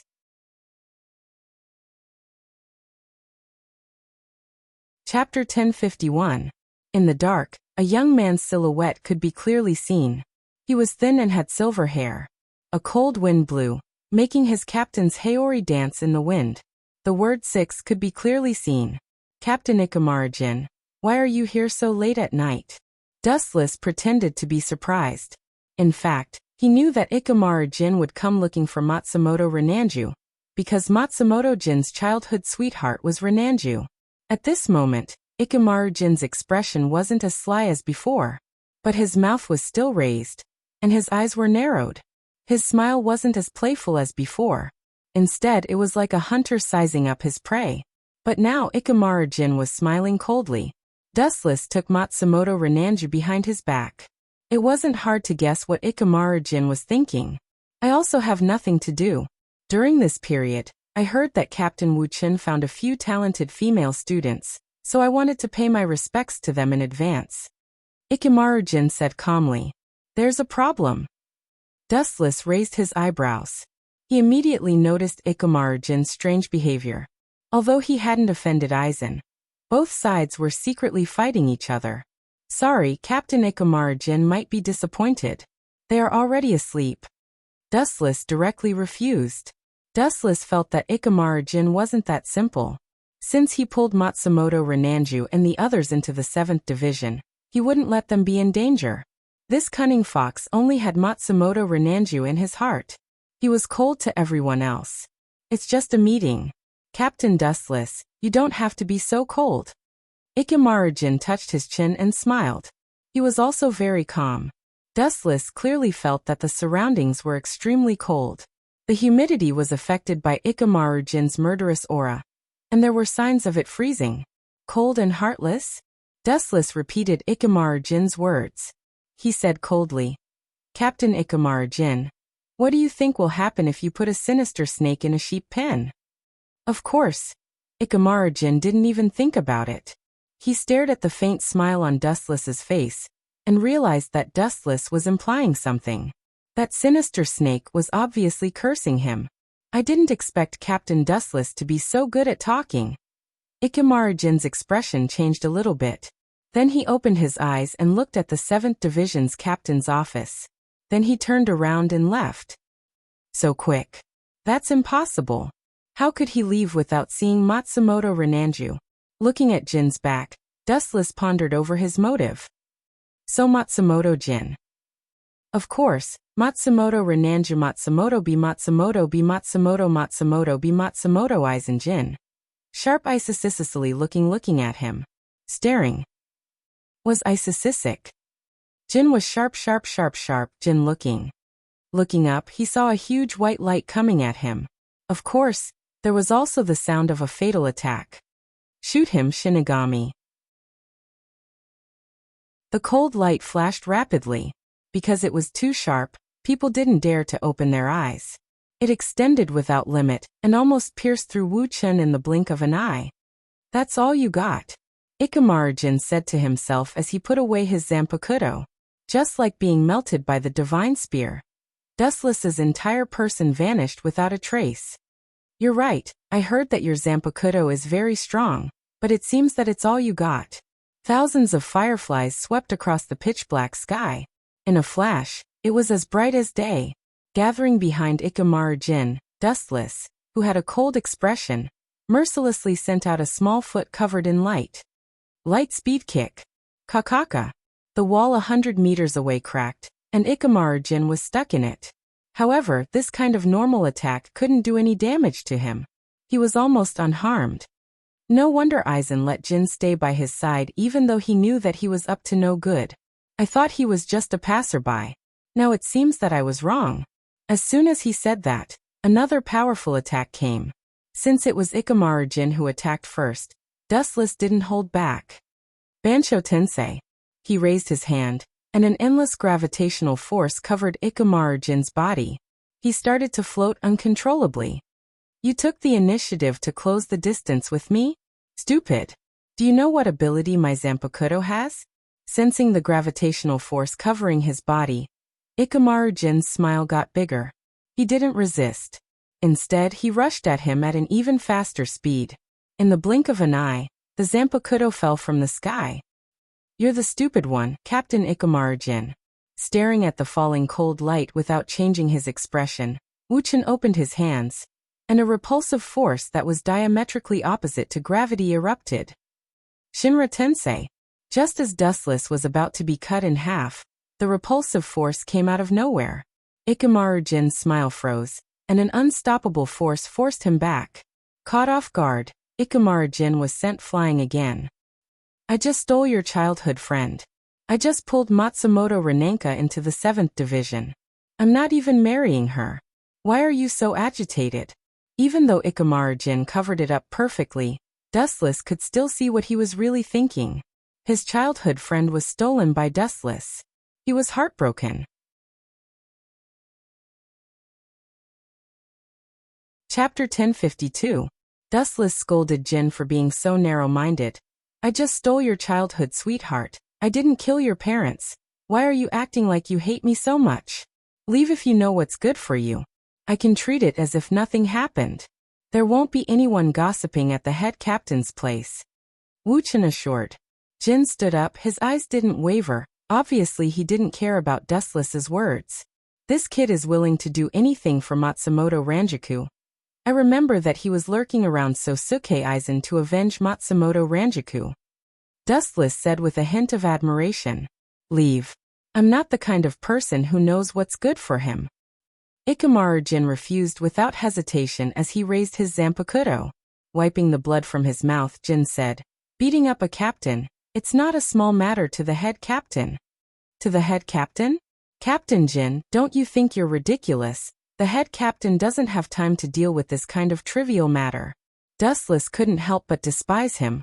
When he was about to pounce on Jin, a black shadow blocked his way. His face was very gentle, he had a smile on his face, he was wearing glasses, he looked like a gentleman, and his body exuded a strong scholarly aura. The first impression he gave was that he was elegant, calm. Captain Aizen. What do you want? Dustless glanced at Sosuke Aizen and asked indifferently. In the Godii 13, Dustless hated him the most, and no one would be able to accept this person who was everywhere and thought himself to be the smartest. Two captains dueling at night. This is not in accordance with the rules of Soul Society. Sosuke Aizen touched his eyes and smiled gently. If Dustless didn't know about his dark history, he might have been fooled. Captain Aizen, you should say this to Captain Jin. Pointing at Ikamaru Silver, who was holding a dagger in his hand, Wuchen acted as if it was none of his business. Captain Dustless, you're treating me like an outsider. I just want to meet the members of the 7th Division. Why do you have to stop me? Ikamaru Jin regained his sly smile. His smile was extremely annoying. Sorry, they don't want to see you. After that, Dustless entered the team house without turning around.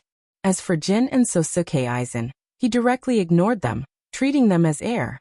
Waxy Aizen Sosuke raised his head and gave Ikamaru Jin a cryptic look. Ikamaru Jin nodded and attacked. You don't know what's good for you, I don't want to take you seriously. Noticing the dark shadow behind him, Dustless's killing intent rose. An absurd idea suddenly popped up in his mind. He couldn't wait to go back and ravage Matsumoto Ranjaku in various ways. When did I become like this? Dustless shook his head and tried to wake himself up. He didn't know whether to laugh or cry. At the same time, Jin was closing in on Dustless. He was about to chop off Dustless's head. Clang clang clang. At the critical moment, Aizen rushed over and blocked the attack for Dustless, and kicked Jin Ikamaru back. Captain Jin, we're colleagues, we can talk things out, there's no need to kill. Sosuke Aizen said with a pained expression. Get out of my way if you don't want to get hurt, or else. Jin said coldly. Impossible. Sosuke Aizen said firmly. If you want to hurt Dustless, you'll have to step over my dead body. What are these two idiots doing? Wuchen, who was about to step into the 7th Division, stopped and retracted his footsteps. He put his hands in his wide sleeves and looked at the scene in front of him with interest. Although I know Sosuke Aizen and Jin are doing this on purpose, what's their goal?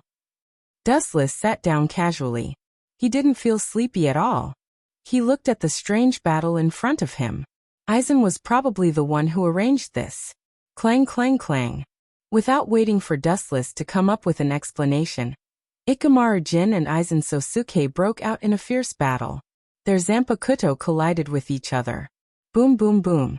In the dark night sky, the deafening collision of the Zanpakuto continued, and the sparks from the friction of the Zanpakuto didn't stop. Ikamaru Jin and Aizen Sosuke were sweating profusely. Poochie. After a few breaths, the temporary victor was decided. A bloody wound was left on Aizen Musuk's body, but Jin easily sent him flying with a kick. He was pushed back 100 meters. Captain Jin, you're very strong. It seems that I can't defeat you without using my Zanpakuto. Sosuke Aizen raised his Zanpakuto. No wonder Jin provoked me, and Aizen took the opportunity to stop the fight. It turned out to be for this. I thought you two had prepared some kind of script, but it turned out to be so ugly and vulgar. Dustless looked at Aizen with disdain. I guess you want to find a suitable opportunity to let me see Aizen use Kyoka Suigetsu. Unfortunately, you're doomed to fail. Knowing Aizen Sosuke's intention, Dustless did as he wished. His two dark eyes locked onto Kyoka Suigetsu and observed the slender Zanpakuto's blade. Dustless can't wait to be hit by Kyoka Suigetsu. Anyway, it doesn't hurt him. He only needs to use armament haki when fighting, and Aizen can also reduce the attention on him. He can even use Kyoka Suigetsu when Aizen is confident. Chapter 1053. Dustless stared at Aizen, or rather his Zanpakuto. In Soul Society, the person that Aizen was most worried about was undoubtedly Dustless. Strength was one thing, but the bigger reason was that Dustless hadn't seen the release of Kyoka Suigetsu. On a whim, Aizen teamed up with Ikamaru Jin to test this conspiracy. Idiot, I'll say goodbye from now on. Seeing Dustless staring at his Zanpakuto curiously, Aizen smiled. Although the captains of Soul Society were all colleagues, in a sense, they were also competitors. Everyone wanted to know each other's Zanpakuto and their abilities. Idiot. Do you think your Kyoka Suigetsu ability is invincible? He's as innocent as a kid. On the surface, he looked like a curious baby, but in his heart Wu Chen sneered. In this world, the only thing that could make Dustless wary was Yawacha's heaven-defying ability. Although the catoptric deflection was powerful and heaven-defying enough, it had little effect on Dustless. It didn't even have any effect, as long as he closed his eyes and used Kenbunchika Haki. In this world, only absolute strength could be relied on. After a while, Sosuke Aizen released his Zanpakuto and Jin Ikamaru stopped fighting, and left without saying a word, not even bothering to explain. Perhaps in Sosuke Aizen's eyes, anyone who saw Kyoka Suigetsu's Shirkai was no longer qualified to be his opponent. They were nothing more than pawns. Captain Aizen, Urahara Kasuke's half-Hogyoku, shouldn't we take the opportunity to snatch it? Ikamaru Jin took a deep look at the 7th Division's house. As if he was looking for Matsumoto Ranjiku, he turned to Aizen and asked, "There's no need to draw legs on a snake, he's already immersed in Kyoka Suigetsu, and don't you think it's a good thing that Hogyoku is in his hands?" Sosuke Aizen analyzed wisely. It would be best if he can create Hogyoku, then we can take advantage of the situation. Aizen smirked. Even if he can't create a perfect Hogyoku, he'll lose his value. Although it wasn't explicitly stated, the meaning was self-evident. A person who had lost his value could only die in the end. But he's very strong, unimaginably strong. According to the news from Hueco Mundo, even Vasto Lord couldn't withstand a single blow from him. Ikamaru Jin reminded. He had heard of Dustless sweeping through Hueco Mundo. At that time, Squad Zero had also been tricked by Dustless. There's no doubt that the man is very strong. If it's a one-on-one fight, I'm not his opponent. I'm afraid the only one in Soul Society who can suppress him is the head captain. Aizen didn't want to give up, but at the same time, he admired Dustless. Dustless had only been a Shinigami for a year, but he had achieved more than he had in hundreds of years. But have you forgotten that the biggest advantage of my mirror's image is not to confuse the enemy? Aizen said proudly and confidently. If a one-on-one fight doesn't work, then I'll use Mirror's image to command the power of the entire Soul Society to deal with that man. Although he trusted the ability of Mirror's image very much, Aizen liked to be prepared for everything. His success today has a lot to do with his meticulous mind. Who told the idiots of Godai 13 to listen to the orders of Central 46? It's a pity that such a good chess piece didn't squeeze out the last bit of its value. Don't you think so, Jin? Yes, Captain Aizen. Idiot. Looking at the disappearing backs of Ikamaru Jin and Aizen, Dustless sneered. Aizen's mirror's image can hypnotize the 5 senses, but the observation haki is outside the 5 senses. The chance of Aizen defeating him with this ability is 0. Even the conversation between Aizen and Ikamaru Jin was heard clearly by Dustless. What a blatant plan. He should be waking up soon. Looking down at the blue round bead in his hand, Dustless muttered to himself. The mysterious black and purple light contained a magical power, penetrating a faint purple mist. If you perceive it carefully, you will be surprised to find that it's a very dense materialized Ryatsu.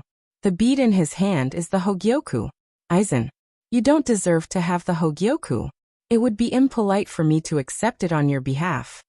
Feeling the cool touch of the Hogyoku, Dustless raised the corner of his mouth. His face was full of satisfaction. And of course, a touch of disappointment. Getting the Hogyoku is indeed something to be happy about, but so far, Dustless's Zanpakuto hasn't moved at all. As a Shinigami, Dustless is embarrassed that he doesn't have a Zanpakuto. Zaraki Kenpachi is stronger than him, and he has a Zanpakuto. Now, Dustless can only use the first Hogyoku. Forget it. Since Aizen used the ability of Mirror's image on me, it means that Aizen should be doing something in the near future. After thinking about it, Dustless felt relieved. He can't force the Zanpakuto, and he can't force it. What's more, according to Dustless's current strength, obtaining the Hogyoku is like adding wings to a tiger, and the Zanpakuto is actually dispensable.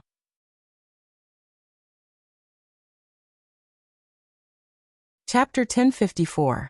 Time flew by, and in the blink of an eye, 5 months had passed.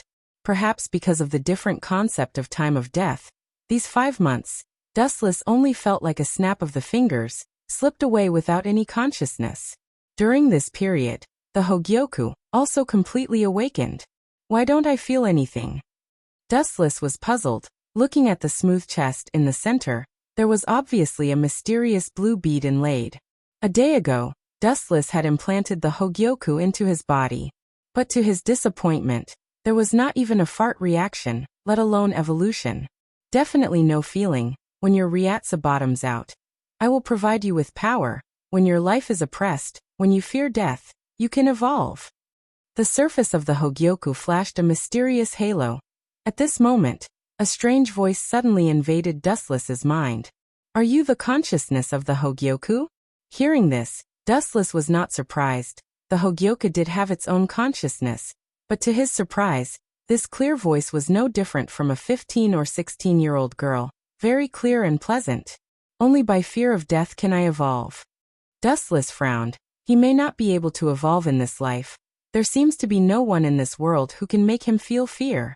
Yes, only when the host is afraid of death and wants to get stronger can you evolve. The consciousness of the Hogyoku confirmed. Only by fear can I evolve. This requirement is too difficult. Dustless couldn't help but feel a headache. He can only pin his hope on Habak, hoping that he can bring him fear. But it doesn't matter. It's also very good to get unlimited Ryatsu. Dustless showed a smile and immediately said loudly, Luanju, quickly bring my captain's Haori. I'm going to be late for the captain's meeting. That old man is really bored. He always wants to hold a meeting. Thinking of old man Yamamoto, Dustless couldn't help but complain. The 7th Division needs to increase the members, at least a few nannies to wait on you. Matsumoto Ranjaku shouted in dissatisfaction. She threw Captain Haori to Dustless and immediately fell onto Dustless's bed. Gulp. Dustless awkwardly took a deep breath and looked at Matsumoto Ranju's voluptuous body. Matsumoto Ranjaku was only wearing simple pajamas, which couldn't hide her hot body at all. Moreover, Soul Society's clothes were very strange. Everything seemed to be transparent. Get up. Dustless nudged Matsumoto Ranjaku, but she obviously didn't buy it and fell asleep. Her body was filled with the smell of alcohol. Apparently, she drank again last night. Seeing this scene, Dustless was particularly depressed. Hinamori and Rukia were really good, doing things in an orderly manner.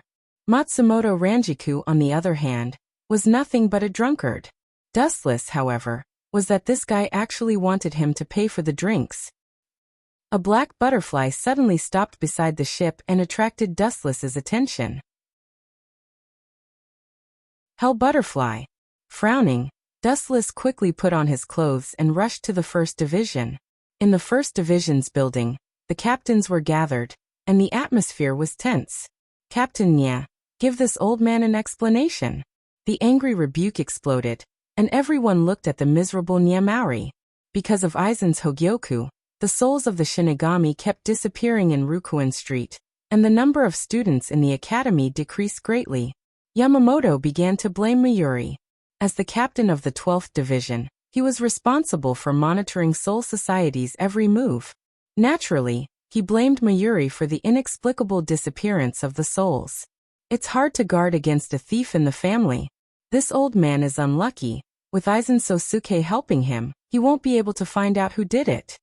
Looking at Mayuri with pity, Dustless looked at Aizen. There was no need to guess who did it. Only one person would do it. Aizen Sosuke. This. Mayuri's face turned black. He wanted to quibble, but he didn't dare to say more. He didn't know who did it, and the head captain would kill him if he spoke nonsense. In desperation, he took out a bunch of useful information, hoping that the head captain would calm down. It seems to be this guy.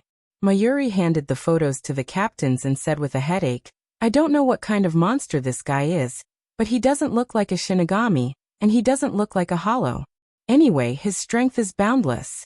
I sent people to investigate in secret, but they were all killed by this guy. It turned out to be him. His pupils shrank. Witnessing the voice of the mysterious monster in the photo, Wu Chen's bored eyes flashed a bright light, and his expression was also very surprised. No wonder Mayuri's people were killed. This monster is really strong. Dustless showed an interested expression. He thought that Aizen would need a few years to create the monster in the photos, but now it's out of the blue. The monster in the picture could be called a greater void, but its void hole was blocked, and it was wearing a mask. There were 2 bone horns on its forehead, which were extremely sharp. Its entire body was pitch black, and it looked very mysterious. Chapter 1055. Dustless was speechless. The captains discussed among themselves. This was the first time they saw such a strange creature. What is this? After a while, the head captain muttered in confusion. His eyes were filled with curiosity as he looked at Mayuri. This was his specialty. However, the head captain was going to be disappointed this time. Mayuri shrugged helplessly with a blank expression. This was the first time he had seen such a strange thing. I remember this void is called Void White. It's a void created from the soul of a Shinigami. It's very strong. I think it's on the same level as Vasto Lord, maybe even stronger. Compared to the captains who didn't know, Dustless was familiar with it. It was the void created by the future Shinozaki Ichigo. Captain Sama. Aizen stood up and politely said, "No matter what this guy is, he only went to 3 places: Soul Society, Hueco Mundo, and the modern world. Aside from that, there are no other places." Dustless sneered and immediately attacked Aizen. "Captain Aizen, you want to send a Shinigami to the modern world and Hueco Mundo, but we don't have that many people." "Haha." Aizen smiled calmly and said, "Of course, I'm not going there to wait. That stupid method won't work. What I mean is, since this monster likes to hunt souls, we should take the initiative to lure it." We don't even know its location. How can we lure it?" Dustless sneered. He felt Aizen's motives weren't pure. "It's simple. Didn't Captain Nye say that the monster likes to eat souls? That means it likes people with high Ryatsu." Aizen smiled and said confidently, "I think it's most likely to go to Luhun Street or the modern world. It shouldn't have the ability to enter Hueco Mundo." Dustless glanced at Aizen, and then looked away. Dustless was sure that Aizen didn't have good intentions because Sosuke Aizen was the one who created Void. Now that he was released for no reason, there must be a conspiracy. "Leave Soul Society's Drifting Soul Street to me. I will tear that bastard apart and return peace to Drifting Soul Street." A rough voice came. Looking up, it was the hungry Zaraki Kenpachi, waving his Zanpakuto excitedly as if he was on steroids. This brat has also learned this trick. Public morals are really degenerating these days. Dustless couldn't help but feel helpless. Even Zaraki, who loved to fight, was talking about peace.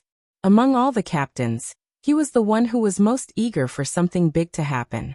Raising his eyebrows, a captain who rarely spoke suddenly stood up. "Then the modern world dash. Leave the modern realm to me." Dustless glanced at the person and immediately stepped forward to answer.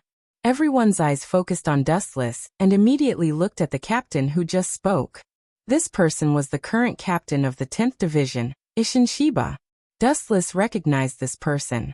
He was the father of the future Shinozaki Ichigo. In the future, he would be in cahoots with Urahara Kasuke and the others. Then Captain Dustless will go to the modern realm. Yamamoto nodded and said, "That's not good. I heard that there are a lot of Quincy in the modern realm. Why don't you come with us? It would be best if you can catch some for me to experiment on, hehehe." Mayuri laughed sinisterly as he waved his slender fingernails that were comparable to blades. "Quincy." Yamamoto's cloudy eyes emitted a chill and immediately said coldly, "Although the chance of being attacked by Quincy is 0, it's good to go to the modern realm together. At least we can take care of each other." Dustless heard this and stared at Yamamoto. Maybe other people thought that Quincy was finished, but the captain knew very well. Quincy wasn't completely finished. 1,000 years ago he didn't kill Yawatch, he only sealed it. But why is Sosuke Aizen so confident? Isn't he afraid that I will kill Void White? Dustless frowned deeply. He was sure that Aizen spent a lot of money to create Void White. He was a greater Void White that was comparable to Vasto Lord. He was the accumulation of countless souls. It would be a loss if he was killed. After all, he spent a lot of effort to create Void White. And that Isshin Shiba. His eyes turned and fell on the usually low-key Isshin Shiba. In Dustless's impression, The number of times he spoke could be counted on one hand. But now he chose to take the initiative to attack. It was the opposite of his usual low-key self.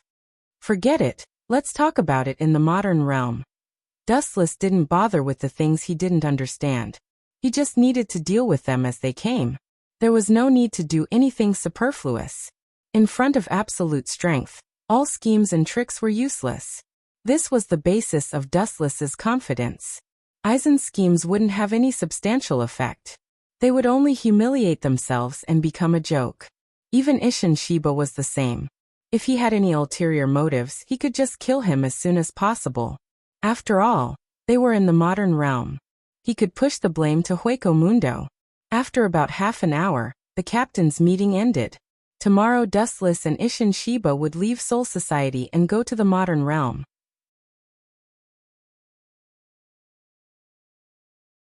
Chapter 1056. In the sky above Kongzucho, the void was distorted. Two figures floated in the air, looking down at the crowded city below. Although I'm not used to it, I've been in Soul Society all year round. Changing to the modern world all of a sudden, it's quite exquisite. Shiba Isshin looked at the metropolis on the ground, and said with emotion. He looked at the cars driving below and looked at them curiously. Soul Society has never had such a thing. Captain Isshin, is this your first time in the modern world? Looking at the childlike Isshin, Dustless asked. Isshin nodded and immediately suggested. Kongzucho is quite big, why don't we split up to find that guy, it's faster. Dustless nodded and agreed. Then I'll go to the east. Then I'll go to the west. Isshin jumped quickly on the high-rise buildings, his steps light and vigorous. He obviously wasn't running around aimlessly, but with a mysterious map in his hand, looking left and right to find his destination. This kid's motives are really impure, his direction seems to be. In a hidden alley, Dustless stared at Isshin in the distance with a cold smile. He had already vaguely guessed where Isshin was looking for. No wonder Urahara Kasuk was kicked out of Soul Society and knew so much inside information. I really didn't know that this kid was a spy. After thinking for a while, Dustless followed, his killing intent thickening. If Isshin knew that Dustless had embezzled the Hogyoku, he would definitely report it to the head captain. Awoo. At this time, a hysterical roar mixed with destructive spiritual pressure shook the sky, and the glass on both sides of the street was shattered by the powerful spiritual pressure. This spiritual pressure is not right. The footsteps suddenly sounded. Dustless frowned, keenly aware of the different spiritual pressure between Shinigami and Hollow. Whoosh whoosh whoosh. A black shadow cut through the sky, surrounded by flames. It was Isshin. Let's go and see what you can do. With a thought, Dustless followed. In short, he planned to destroy Isshin, or at least banish him forever. Just like Urahara Kasuk. Void White doesn't seem to be an opponent of Isshin Shiba. Suddenly remembering Void White's strength, Dustless couldn't help but worry. Although Void's strength was comparable to Vasto Lord, he was still killed by Isshin in the end. This time, I'll reluctantly help Aizen Sosuke and use Haku's hand to kill Isshin. In the alley, staring at the figure in front of him, Dustless's chakra began to surge as he focused on Isshin Shiba. Tao Breaker 90, Black Coffin. Several black shadowless blades came from all directions, and almost instantly approached Isshin Shiba, who didn't know what was going on. Isshin was shocked when he saw this. Sensing the sharp auras coming from all directions, he shouted without thinking. Binding down number 73, Mountain Toppling Crystal. A transparent triangular defensive formation instantly appeared and protected Isshin. Even though he managed to counterattack immediately, the Tao Breaker 90's attack was still difficult to block. After a brief stalemate, the Black Coffin's attack tore through his defenses. Poochie, Poochie, Poochie. Shiba Isshin's body was instantly torn open, and blood was dripping from his wounds. It was such a shocking wound that people couldn't bear to look at it. Who did this? Come out for me. Enduring the unprecedented pain, Isshin unleashed his violent Ryatsu, destroying all the buildings within a radius of 100 meters, turning it into a plain visible at a glance. Even with such a heavy injury, he's still alive and kicking. His strength is probably beyond the captain level. But if you encounter Void White, You should be dead for sure. Dustless, who had already escaped, chuckled and used the Tensigan's power to clearly capture Ishin's roar. And his Ryatsu also began to rampage. Ishin's reckless release of Ryatsu will only attract Void White's attention. That's a student? When Dustless was about to watch a good show, an unexpected figure appeared in front of him. The newcomer was obviously a girl, with golden curly hair that fell to her waist like a waterfall. Her facial features were exquisite, as if they were the work of the gods. Her skin was as delicate as snow in winter. Her watery eyes were very lively, and there were obvious sweat stains on her face. What caught Dustless's attention the most was that she was holding a crystal bow in her hand. It's actually a Quincy? And what's with that face? It feels like déjà vu. Strange. Dustless scratched his head. He only knew two female Quincy, one was Bambiita, and the other was Candace, but he obviously didn't know this beautiful Quincy, but he had a vague impression of her in his mind. Could it be her? After a while, a name that matched the identity of the girl Quincy appeared in his mind. Shinozaki Makoto. Shinozaki Makoto has the strength to fight against the captain, and she will definitely disrupt my plan if she helps Ishin. After pondering for a moment, Dustless rushed over again. Of course, it was not to help Ishin. If Void White can't kill Ishin, then Dustless will do it himself.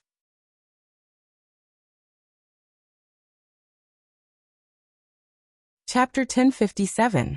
With just a thought, the things at the end of the world were also close at hand. Under the abnormal eye power of the Tensigan, everything was right in front of him. He actually forgot about the hatred between Shinigami and Quincy. This Quincy is really compassionate. Dustless secretly observed the situation. This kind of thing has nothing to do with him, so there's no need to meddle in other people's business. He just needs to find an opportunity to kill Ishin. Roar! The violent roar came again, accompanied by violent wind and waves. The central area was like an earthquake, and the ground was shaking and cracking, and the cracks were spreading rapidly. 1 meter, 10 meters, 50 meters, 100 meters. The cracks were getting bigger and bigger, and the exaggerated range was about to annihilate the whole world. The shaking gradually became farther and farther away, and the power did not weaken but became stronger.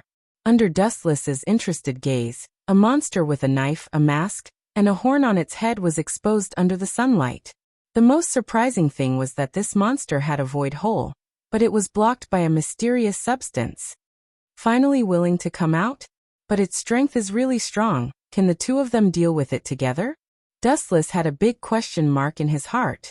There was no doubt that the power of void, the great void in Shinozaki Ichigo's body, was beyond doubt. After erupting, it killed Vasto Lord Okiura with overwhelming strength. Its strength was self-evident, especially when Ishin was seriously injured by Dustless. Overall, the situation was dangerous. Are you okay? Looking at Ishin's horrifying wound, Shinozaki Makoto rushed over and asked with concern. Her tone was as warm as the winter sun. No, I'm fine, I won't die for the time being, Ishin said firmly, but his trembling body betrayed him, and his forehead was full of sweat. Seeing this, the kind-hearted Kurosaki frowned and quickly took out her handkerchief. Just as she was about to wipe the sweat off Ishin's forehead, a huge flash of light swooped down and interrupted her action. It's Void Flash, get out of the way, Ishin shouted loudly, and immediately stood up. His body was releasing Ryatsu, but the crack on his wound was getting bigger and bigger, and blood kept flowing. The one who should get out of the way is you. Shinozaki Makoto resolutely stood beside Ishin, and many arrows were condensed from her fingers, aiming at the incoming flash. This little girl, Dustless, who was in the dark, looked at Shinozaki Makoto with shining eyes. From the fluctuations of Ryatsu and the skillful movements of the Quincy, she was definitely not weaker than Bambieta and Candace. By Shinozaki Makoto, whoosh, a few divine arrows that were compressed by the spiritual particles were shot out. They rose from the ground and came into close contact with the falling flash. Boom!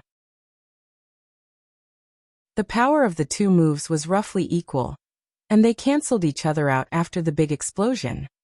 Very. Ishin Shiba gave a thumbs up.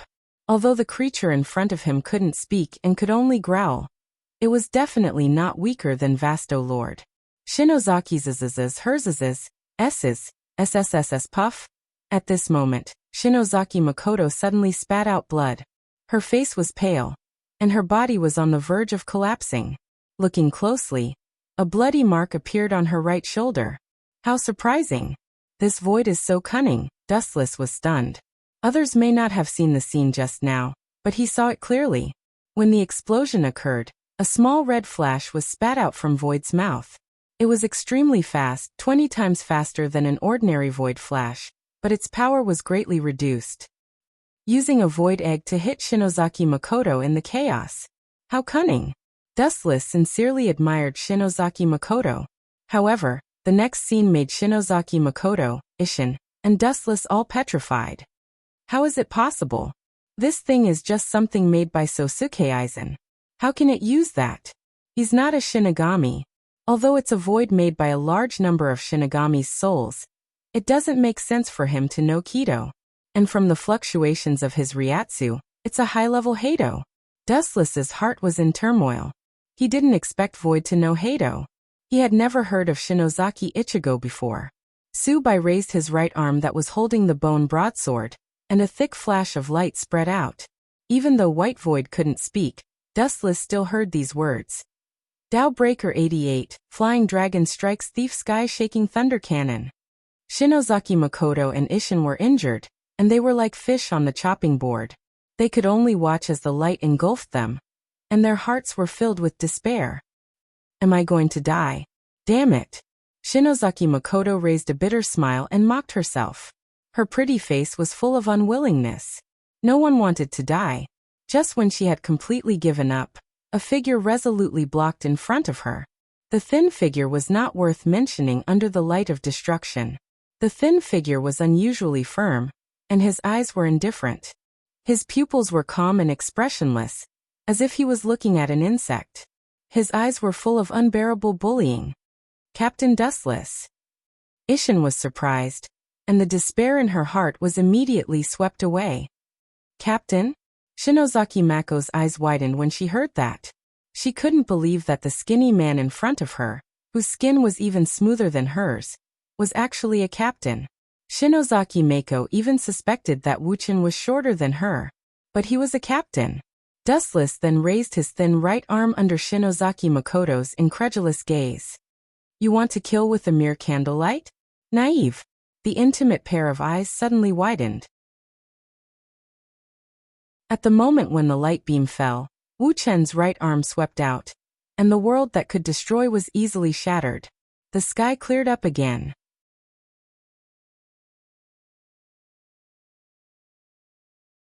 Chapter 1058. Shinozaki Makoto looked at the light that shattered in an instant with a shocked expression. That thick light beam was extremely fragile in front of Dustless, not even worth mentioning. Dustless raised his hand and scattered it. This guy can actually use Shinigami's Heido. Even Arcana Breaker can't do this.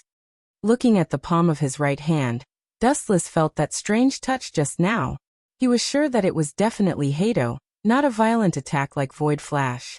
A woo, as if provoked, Void, who was floating in the sky, let out a terrifying roar. His ferocious eyes stared at Dustless with murderous intent. Dustless, Shinozaki Makoto, and Ishin all felt as if they had fallen into an ice cave.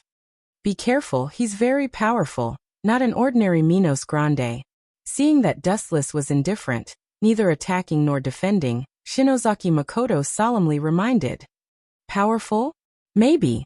Looking back leisurely, Dustless stared at Shinozaki Makoto's bloody shoulder. His eyes flashed with ridicule as he turned his head and shouted, Come at me, beast. Hearing this, Shinozaki Makoto's expression changed greatly. She was so depressed that she almost vomited blood. Her words were to tell Dustless not to provoke Void, and not to call him a beast. You actually dared to provoke him on purpose.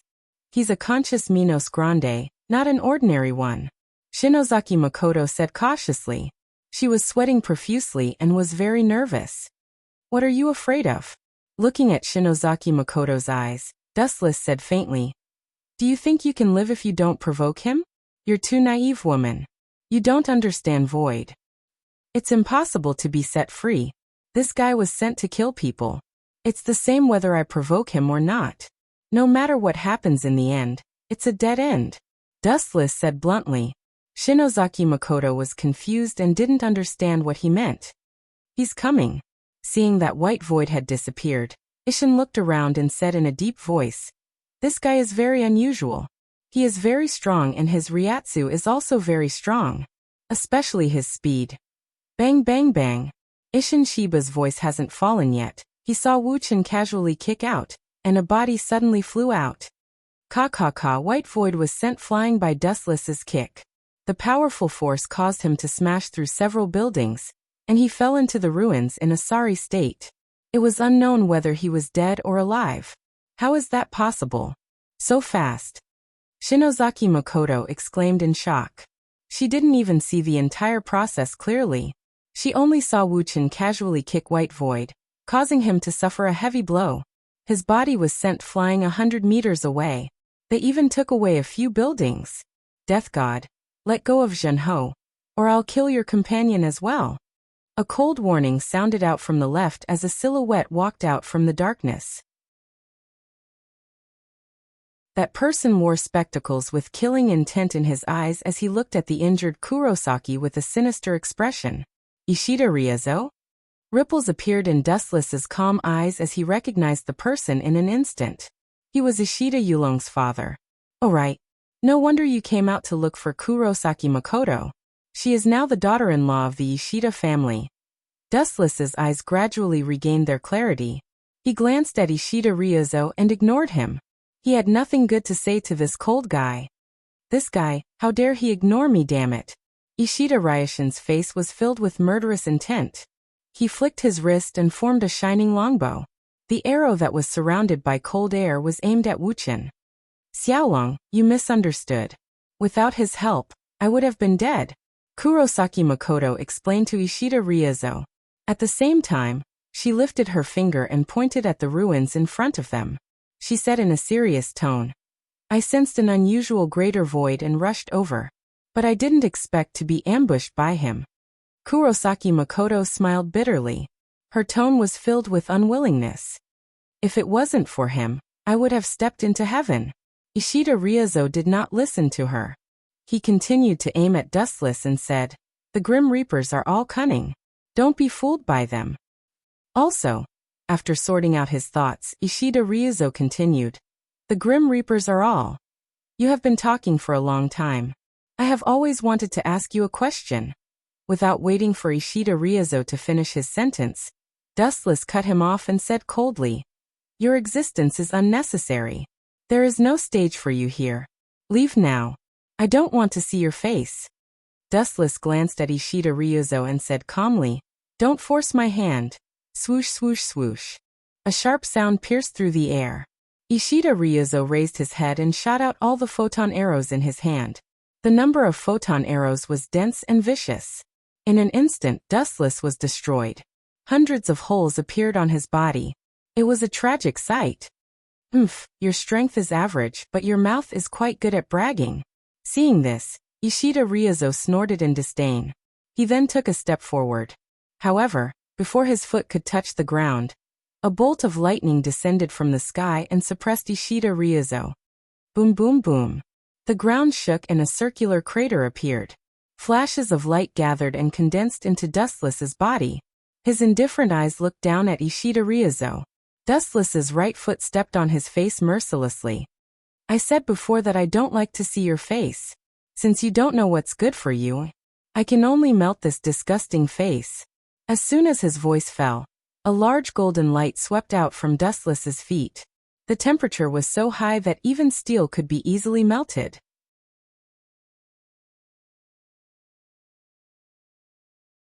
Chapter 1059. Ishida Riezo was shocked. He felt the aura of death that he had never felt before. The high-density light did not even touch him, but he felt like he was going to melt like water. Ishida Riezo was sure that if he were to take Dustless's attack in his current state, he would definitely die. Don't touch him, he's one of us. Shinozaki Mako's beautiful eyes widened with anxiety. Although she was disgusted by the marriage arranged by the Ishida family, She couldn't just watch Ishida Ryozo get killed. After all, she owed the Ishida family a debt of gratitude. One of us. Dustless turned to look at Shinozaki and sneered. He took the initiative to attack me with the Holy Annihilation Arrow. One of us attacking one of us? That's rare. Shinozaki Jinka was stunned when he heard this. He lowered his head silently in surprise. He knows the skill of Quincy. This time, it was Shinozaki's turn to be shocked. She looked at the shining leg that was approaching Ishida Ryozo and quickly said, "That's a misunderstanding, he's fine." Naive. Dustless glanced at Shinozaki indifferently and said, "Before coming to the modern world, the head captain said that if you encounter a Quincy sneak attack, there is no need to show mercy. Kill without mercy. This kid is the one who started it. Do you think I need to show mercy?" Shinozaki, even if you don't understand the grudge between the Shinigami and Quincy, you should have heard of it. Ishin nodded. First of all, Shinigami and Quincy were hostile forces. Although he felt sorry for Shinozaki Makino, Ishida Ryuzu was the one who attacked first. He deserved to be killed. His hands were in Ishida Ryozo's hands. No one forced him to do it. But Shinozaki's expression froze. She moved her lips but closed them again. She looked very helpless. "You're going to suffer if you're so kind." Dustless's voice was unusually light. In short, there was more vitality in it. He said, "Besides, do you think this arrogant kid will appreciate it?" The answer is no. Not only will he not, but he will also feel humiliated. For a man to be protected by a woman, this may be worse than killing him. Dustless's words were as sharp as a knife, piercing Ishida Ryozo's self-esteem. His face, which could be considered handsome, suddenly became extremely distorted.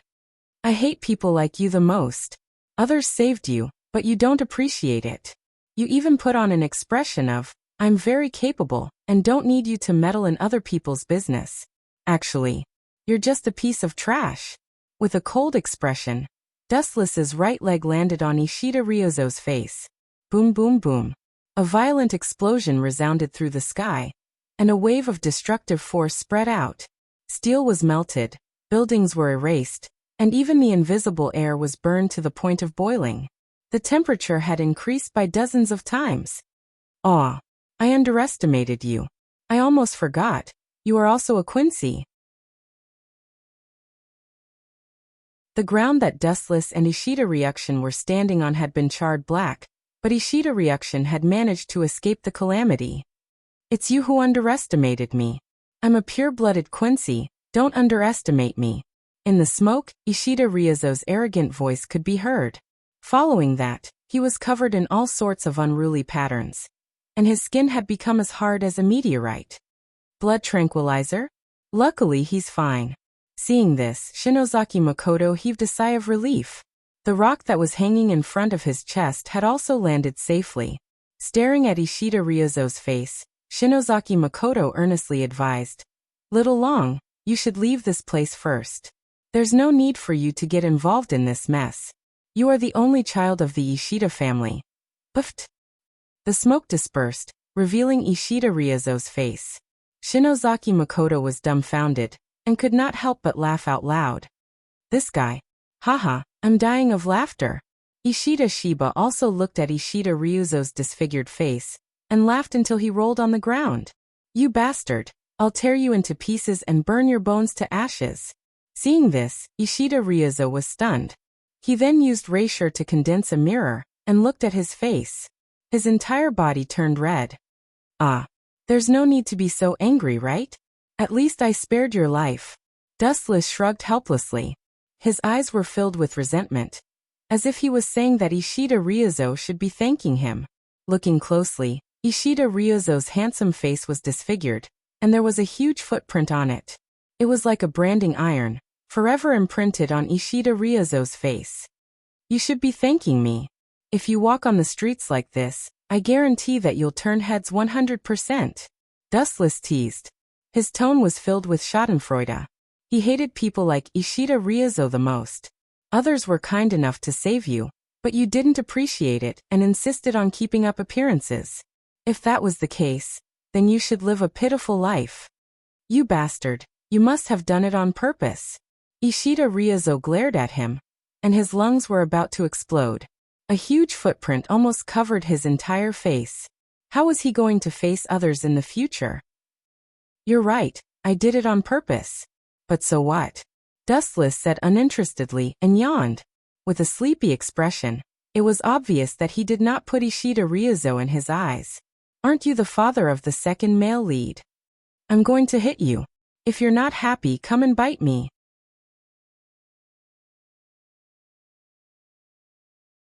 Chapter 1060. Ishida Ryukshin's entire body trembled and his face turned ashen. Killing someone was just a matter of nodding his head to the ground. What Wu Chen did was far worse than cutting him into 1,000 pieces. As a pure-blooded Quincy, Ishida Ryukshin thought highly of himself. Of course, it was undeniable that he had the capital to be superior. In this world, Quincy were very rare and pure-blooded ones were even rarer. However, it was okay to be arrogant, but it depended on who the opponent was. To have a disdainful attitude towards someone who was stronger than you was courting death.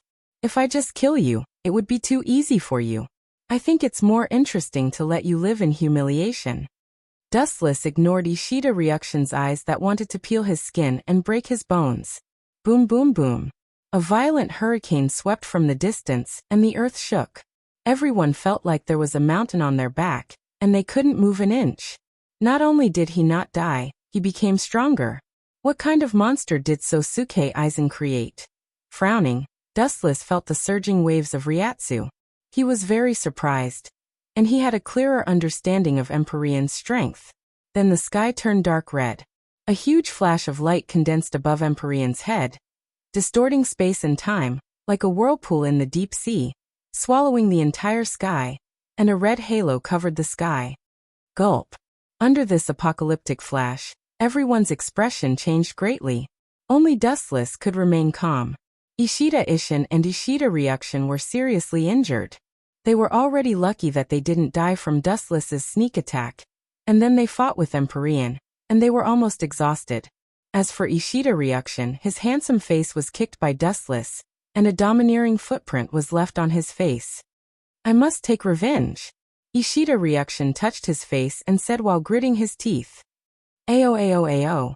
At this time, a strange roar shook the sky, and it was even more terrifying than Empyrean. You, what are you doing? What are you doing? Get out of the way. Don't come near me. Suddenly, a panicked cry came. Dustless froze and subconsciously looked at Isshin. Shiba Isshin's mouth emitted a milky white spiritual pressure that covered his face like a mask. His spiritual pressure became different as he roared, which was similar to Subai's. This is voidification. This kid has been corroded by the power of the great illusionary realm. A glint of surprise flashed across Dustless's eyes as he exclaimed in shock. Only then did he remember that in the previous battle, Isshin Shiba was injured by Void, and 80% of Void's power had invaded his body. Damn it! How am I supposed to explain this to the head captain? Dustless had a headache. Before coming here, Old Man Yamamoto had told the two of them to take care of each other. Now that Isshin Shiba was inexplicably eroded by the power of the greater void, it was inevitable that he would be scolded. Get out of my way! Shinozaki Makino screamed in fear. Shiba Isshin was approaching her with saliva dripping from the corner of his mouth. You bastard, get away from Janine. Flying scythe kick. Ishida Ryukshin roared and channeled all the spiritual particles in his body toward Shiba Isshin. Shiba Isshin, who was completely consumed by the great illusionary realm, had an arrogant smile on his face as he opened his mouth and shot out a fiery red light. Boom boom boom. The destructive light easily blew away Ishida Ryukshin like a kite with a broken string. Bang bang bang. A few hundred meters away, Ishida Ryukshin was lying on the ground with his body charred. He was gasping for breath, and his heartbeat and breathing were very weak. It looked like he was about to stop. Monsters are gathering. Seeing this, Dustless sighed. Then he turned into a photon and rushed towards Isshin at the speed of light. Get out of my way. Shinozaki Makino looked at Isshin in fear. Her soul was trembling as she was forced to a corner. Isshin was also approaching her with his teeth bared. Isshin was covered in milky white spiritual pressure. Under Shinozaki Makino's desperate gaze, he raised his sharp nails and stabbed towards her. If you're dematerialized, even if you're my colleague, I can't let you go. I'm sorry, Captain Ishin. Shinozaki Makino's hopeless eyes were filled with hope. Dustless stood in front of her with a sinister smile, and a thick beam of light condensed on his fingers. Laser. The flash of light poured out and hit Ishin Shiba without any accident. Boom, boom, boom. The moment the light touched Ishin, it exploded. The scorching heat engulfed him, and the milky white spiritual pressure on his skin was melted. God is kind to me. Why should I save you? I can use this opportunity to kill you. You bastard, you're a traitor. You flirted with Urahara Kasuke and Sifing Courts Yii. This is retribution. Dustless laughed. Since Ishin was already dematerialized, killing him would be an official matter. The head captain would not say anything. He could also use this opportunity to reap the rewards. Killing two birds with one stone. Pour all the dirty water on Ishin's head, make him the scapegoat, and kick him out of Soul Society. Roar, roar, roar. As if they had a tacit understanding, White Void also suddenly attacked from the side, opening his bloody mouth to bite at Yi Shiwen. The winner of this game has been decided. There's no need for you to exist. He turned his head and glanced at White Void. Suddenly, the space around him flashed with black light. It was tens of thousands of times sharper than a blade. Without exception, all of them were pointed at White Void. Dustless spat out a cold breath and ended White Void's life instantly. 90 Black Coffin of Hado. Poochie. Poochie. Poochie. Countless rays of black light swarmed over, instantly crushing the body of Ethereal White.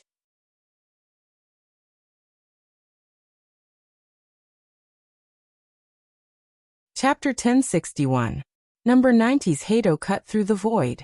His entire body was covered with scars, and his body was on the verge of collapsing. He was bleeding profusely, and the blood vessels in his body could not be stopped. Ow, ow, ow. All beasts were ferocious, and the void was no exception. He was originally a greater void, and was naturally easily angered. Being severely injured by Dustless did not suppress his bloodthirst. Instead, he was completely enraged. Roar. The heart-wrenching roar of anger spread, deafening everyone. Their brains were not listening to their commands, and the only thing they could think of was the void's roar. After all, it was created. The nature of the beast did not change. Dustless was unfazed by the roar that was filled with endless killing intent and hatred. The difference between them was too great, and there was no comparison at all. They were not even of the same origin. In Dustless's eyes, it was just the unhappiness of a child who was beaten to tears. Ka ka ka. The surrounding void shattered like a mirror, and there was a series of cracking sounds. The sky was swallowed by the red demonic light, and the places that were affected by the light were filled with dead silence. What kind of monster is this guy? He knows Void Flash, and he seems to know the Ghost Dao ability of the Grim Reaper. Shinozaki Makoto swallowed his saliva and said in disbelief. He was so shocked that his entire body was trembling slightly. Dustless turned his head and glanced at Shinozaki Makoto. Disappointment flashed through his eyes, and he sighed to himself. What a pity. Her body was also infiltrated by the void's power. She will die soon. Dustless sighed to himself. A pure-blooded Quincy was extremely rare, and there were not many of them in the world. Most of them were Habaku's lackeys. You are also a tragedy. Dustless suddenly said after a while. What do you mean? Shinozaki Makoto's expression changed slightly. He could sense that Dustless was implying something else. Boom, boom, boom. At the same time, the void flash that Void White painstakingly created was completed. It turned into a void flash that was the size of a human's head, and the power it emitted was enough to destroy the world. What a terrifying void flash. Feeling the power of void flash, Shinozaki Mako said in fear. He instinctively shrunk his neck and stared at the giant void flash in the sky. Fear flashed in his beautiful eyes. In the end, she's still a woman. No, in the end, she's still just a student. Dustless calmly said as he stared at Shinozaki in her student uniform. It was normal for him to be afraid. After all, this was the first time he had met such an invincible Great Void Realm expert, and he even had the ability to control the Grim Reaper. Dustless focused his gaze on the expanding void flash. A murderous grin appeared on his face. In order for you to disappear without a trace, show me some of your true abilities. As soon as Dustless finished his words, a strange black sphere appeared behind him. It was the size of a fist and looked harmless. It was impossible for it to kill the enemy, but Shinozaki's body instinctively moved back. This, Shinozaki Makino was shocked as he stared at the mysterious bead in a daze. Suddenly, he realized that his body was no longer listening to him, and instinctively wanted to avoid it. Just disappear forever. Dustless glanced at Void Flash coldly. Under his command, the truth-seeking ball floating behind him flew out. Roar! White Void also clearly sensed the black sphere, but he quickly gave it a look of disdain, even treating it as air. He did not feel any spiritual pressure fluctuations. It did not seem to have any destructive power, so he continued to focus on transferring spiritual pressure to Void Flash. Is it really going to work? Shinozaki Makino's face was filled with doubt. Under Void Flash's indifferent gaze, the truth-seeking ball came into contact with his body. Crack, crack, crack, crack. Void Flash was as hard as a meteorite. Even number 90 Dao Breaker, Black Coffin, could not shatter it. His entire body started to collapse. The process was extremely strange. There were no wounds on his body, but he just disappeared mysteriously. His legs, abdomen, arms, head, all of them collapsed one by one. Roar! Void Flash roared unwillingly. His mouth full of sharp teeth spat out cold air as he stared at Dustless. Madness flashed in his eyes. Void Flash condensed on the horns on his forehead was thrown out with all of his strength. Even in death, you want to drag me down with you? This is very similar to Aizen's style. Staring at the incoming flash, Dustless was as calm as a breeze. The truth-seeking ball appeared behind him again. It was not proportional to the huge flash of light, but Kurosaki's face was full of relief. With the previous lesson, her heart also relaxed. As expected, the moment Void Flash came into contact with the truth-seeking ball, it collapsed on its own. The haze that shrouded the world also disappeared, and everything returned to normal. It's finally over. Seeing this, Shinozaki Makino breathed a sigh of relief. She immediately tried to stand up, but a black shadow covered her. Miss Shinozaki, you are also injured. Soon, you will be eroded by the power of the greater void and die. Dustless walked over and said lazily. Shiba Ishin was lying on the ground far away. The mask on her body was gradually collapsing. It was obvious that she was fighting against the power of the void in her body. I know. The power of the void is a fatal poison to the Quincy. Shinozaki Makino's beautiful eyes were dim. Her beautiful face was filled with loneliness as she said helplessly, I told you. No living creature wants to die. Dustless's lips curled into a faint smile. He continued, Miss Shinozaki, I can guarantee that you will be safe. Even if the power of the void destroys the dormitory, it will be fine. But, we have to make a deal. Only then can I help you out of this crisis. Shinozaki Makino frowned. She looked at Dustless's eyes. After hesitating for a while, she said, Let's hear it.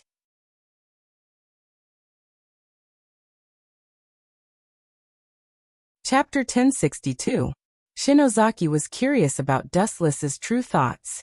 She couldn't understand how a dying person like her could be of any use to Dustless. She might not even be of any use to him. Dustless closed his eyes and seemed to be thinking about something. His brows were tightly knitted. Am I of any value to you? Shinozaki asked curiously as she stared at Dustless's thoughtful face. She was just a dying person. She didn't think that she was of any value to be used or valued. Of course. Dustless grinned and revealed a mysterious smile. Even the most insignificant chess piece can explode with the most destructive power if used properly. Not to mention, you're very important. Shinozaki's face was blank. She didn't think that she was of much use. She was just a dying person. Do you know who your ancestor is? Dustless suddenly changed the topic and asked. Ancestor? Shinozaki made a distressed expression and bitterly smiled. I really don't know who the ancestor of the Shinozaki family is. Dustless shook his head and said directly, I'm talking about Yawatch. Shinozaki thought for a long time before answering. Yawatch. I think there was such a person. I heard that he was the ancestor of all Quincy, but I heard that he died many years ago. It's good that you know Yawatch. Dustless wiped the sweat off his temples. He was afraid that Shinozaki was an ignorant person and had to start from the beginning. And then? Don't tell me that Yawatch came back from the dead. Shinozaki blinked her gem-like eyes and said playfully. Why do you think he's dead? Dustless glanced at Yawatch with a deep gaze and asked instead of answering. You have to understand that Yawatch is the god of all Quincy. Even if he's immortal. God? He's not worthy. He's just a butcher. Dustless was planning to brag about Yuhabak and then scold him. Who would have thought that Shinozaki Manori would rudely interrupt him? Could it be? Thinking of a possibility, Dustless asked tentatively, was your ancestor killed by Yawatch? Although it was just Dustless's guess, it was highly likely because the hometowns of Busby and Jagram were both conquered by Yawatch and eliminated by Yawatch. And such examples could be found everywhere. Well, I'm not too sure about the specifics. All I know is that Yawatch isn't a good person. The elders in my family once said that Quincy's decline was caused by Yawatch. It was all to satisfy his selfish desires, Shinozaki Makoto explained. His tone was filled with hatred. Idiot, that's because you Abyss Annihilation was too stupid. You drank Yawatch's blood and deserve to be killed. You will all become nourishment for the saints in the future. Dustless complained in his mind. Those who wanted to quickly increase their strength would accept the gift of Yawatch, which was his own blood. Therefore, during the parting, it would be the nourishment for Yawatch to become stronger. In addition, the souls of those with impure blood would also belong to Yawatch after death. We've been talking for a long time. What do you want from me? Shinozaki Makoto reminded Dustless when he saw that Dustless was getting further and further away from the topic. Seeing that Shinozaki Makoto was angered by Yawatch, Dustless said, I'm sorry to tell you that Yawatch is not dead. It's just sealed. Other than that, the impure blood of Quincy is the nourishment for Yawatch's resurrection. You weren't one of them in the past. Now your blood has been integrated with the power of the void, and your blood is no longer pure. This means that you are also one of the nourishments for Yawatch's resurrection. The biggest reason why Shinozaki Makoto would fall in the future was because of Yawatch. Impossible. How do you know all this? Shinozaki Makoto denied it immediately. Besides, I've never drunk Yawatch's blood. How can I be its nourishment? Dustless glanced at the flustered Shinozaki Makoto and said coldly, You haven't drunk Yawatch's blood, but what about your ancestor? Don't forget that Yawatch is the ancestor of all Quincy. Shinozaki Makoto was speechless. He wanted to refute, but he couldn't find a reason. What do you want? After a while, Shinozaki Makoto fixed his gaze on Dustless and said, If what you said is true, it's useless even if you save me. My blood is no longer pure.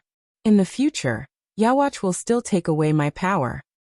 Your death is a foregone conclusion. There are some things that I can't change. Dustless looked at Shinozaki Makoto with a complicated expression. Although he was powerful, he wasn't omnipotent. He caught the unwillingness in Shinozaki Makoto's eyes and said, Are you willing to be killed by Yawatch? In fact, I can help you take revenge. Shinozaki Makoto was very doubtful. Really? Yawatch used to be the king of Quincy. Its strength must be shocking. Of course. Dustless smiled strangely and moved closer to Shinozaki Makoto. He said darkly, The so-called saint is actually just extracting your soul. I can implant something special in your soul in advance. I'll make that bastard Yawatch suffer so much that he'll wish he was dead. It'll be revenge for you. What do you think, Miss Shinozaki? Shinozaki Makoto was silent. Hesitation was evident in his eyes. Dustless wasn't surprised to see Shinozaki Makoto hesitate. He said, The great void in your body will soon devour your entire body. You'll die in a few hours. However, I can use my ability to help you suppress the great void, and let you live for a few more years. In return, you have to let me implant a spell in your soul to give that bastard Yawatch a surprise.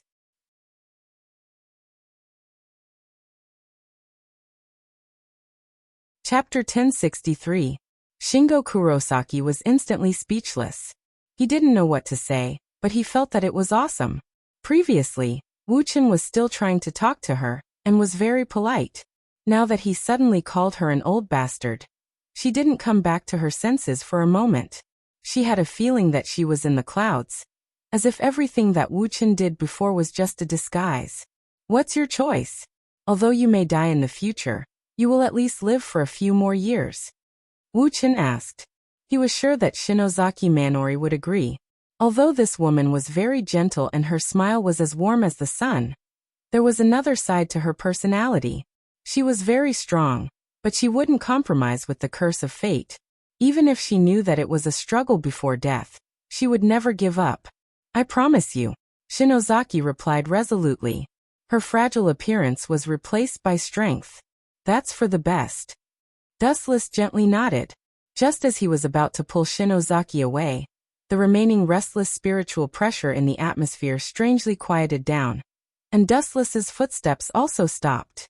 What a surprise, you actually suppressed the great void in your body. Dustless's gaze fell on Isshin as he nodded with a hint of appreciation in his tone. At the same time, he looked at Shinozaki beside him with a strange feeling in his heart. Because of Dustless's intervention, Shinozaki and Isshin were like strangers. Now, it seems that the probability of them becoming husband and wife in the future was reduced to 0. What were you talking about? Who is Yawatch? Isshin, who had just woken up, asked. When he was fighting against the great void in his body, he faintly heard a lot of unknown information.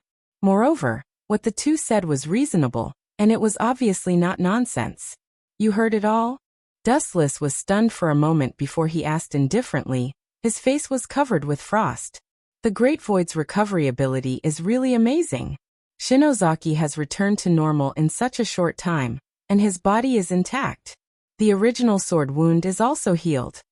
Dustless secretly nodded, and the way he looked at Isshin changed. The hunter looked at his prey with sharp and threatening eyes. What do you plan to do? Coming closer to Dustless, Kurosaki Manori spoke in a voice that only the two of them could hear.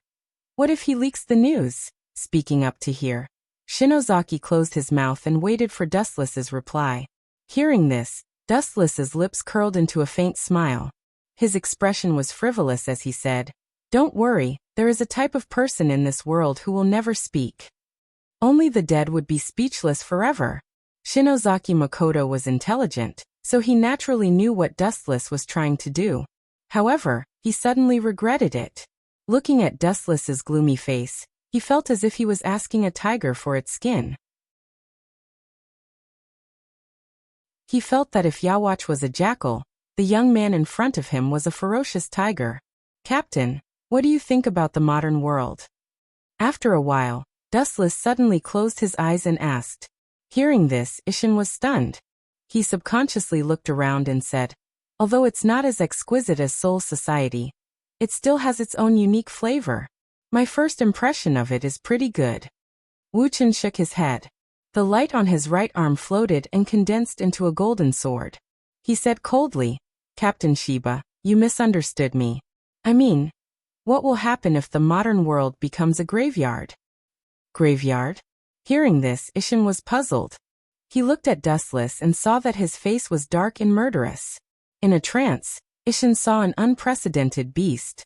It opened its bloody mouth and bared its fangs at him. Captain Dustless, what do you mean?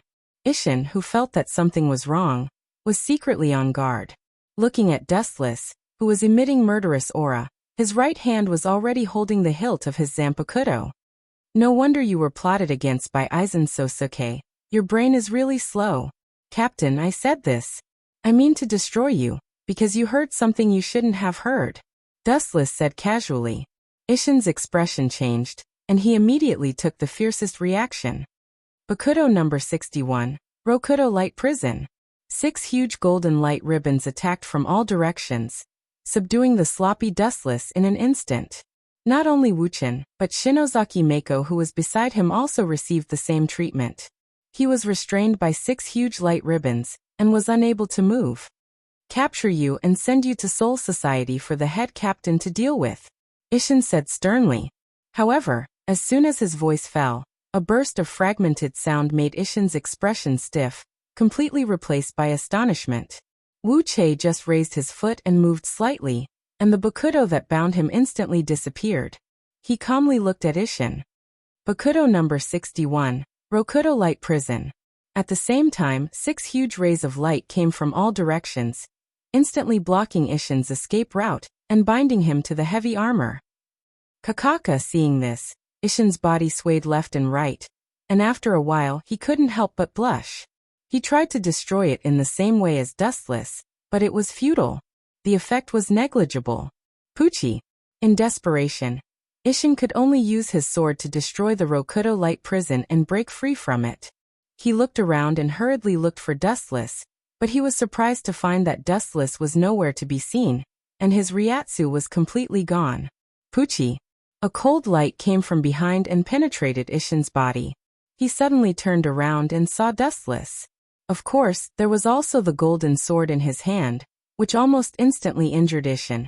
And the golden sword pierced his heart. The gap between you and me is like the gap between Vasto Lord and Gilliam.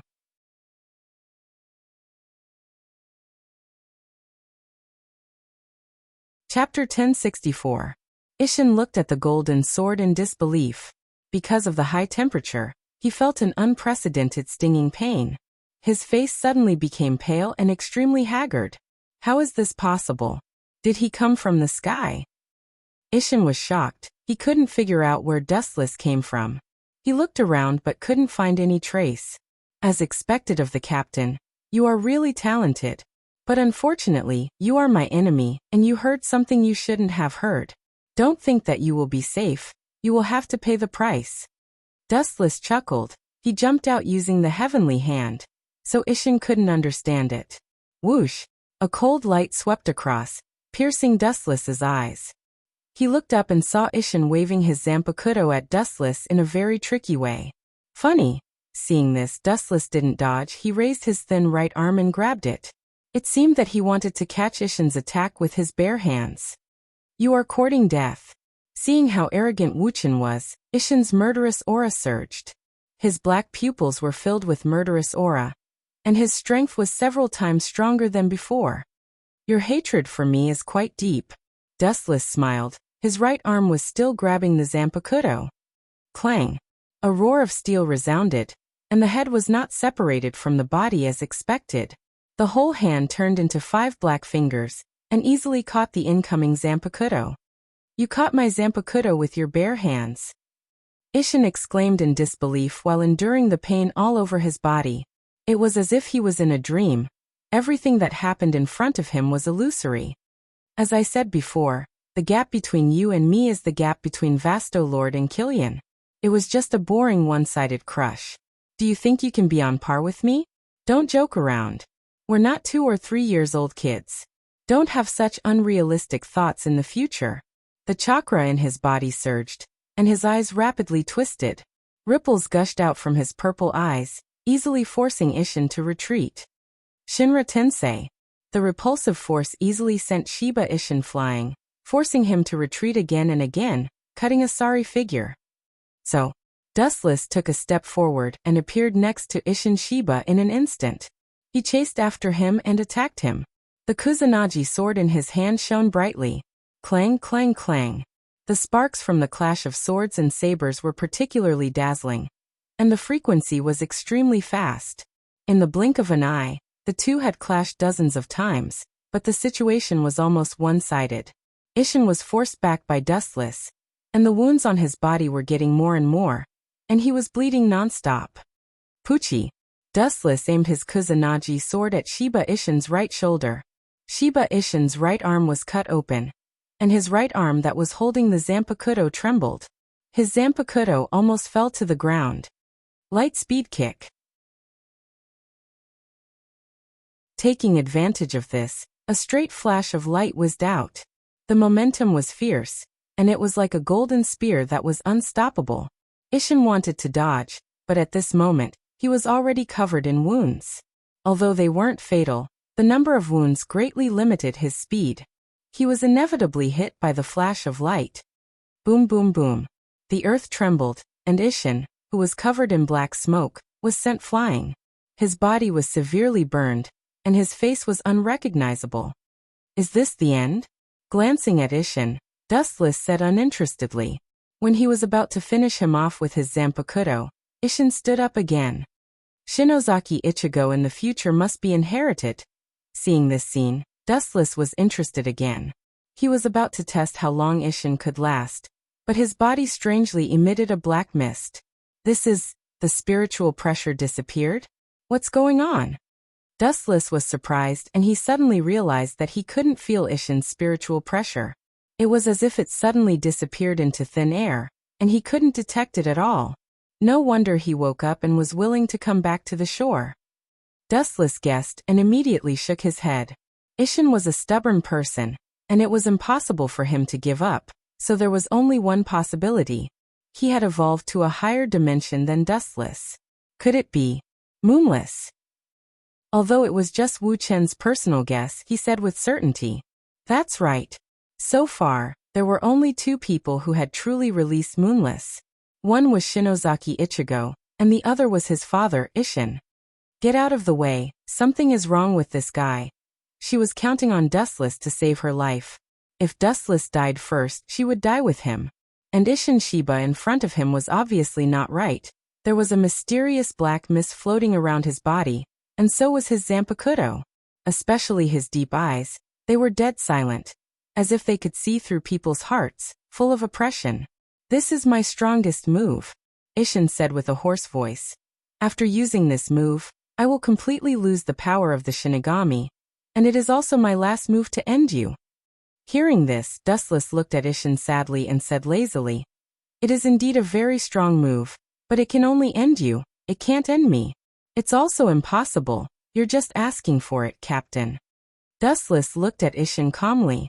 "It's just Moonless, there's no need to worry."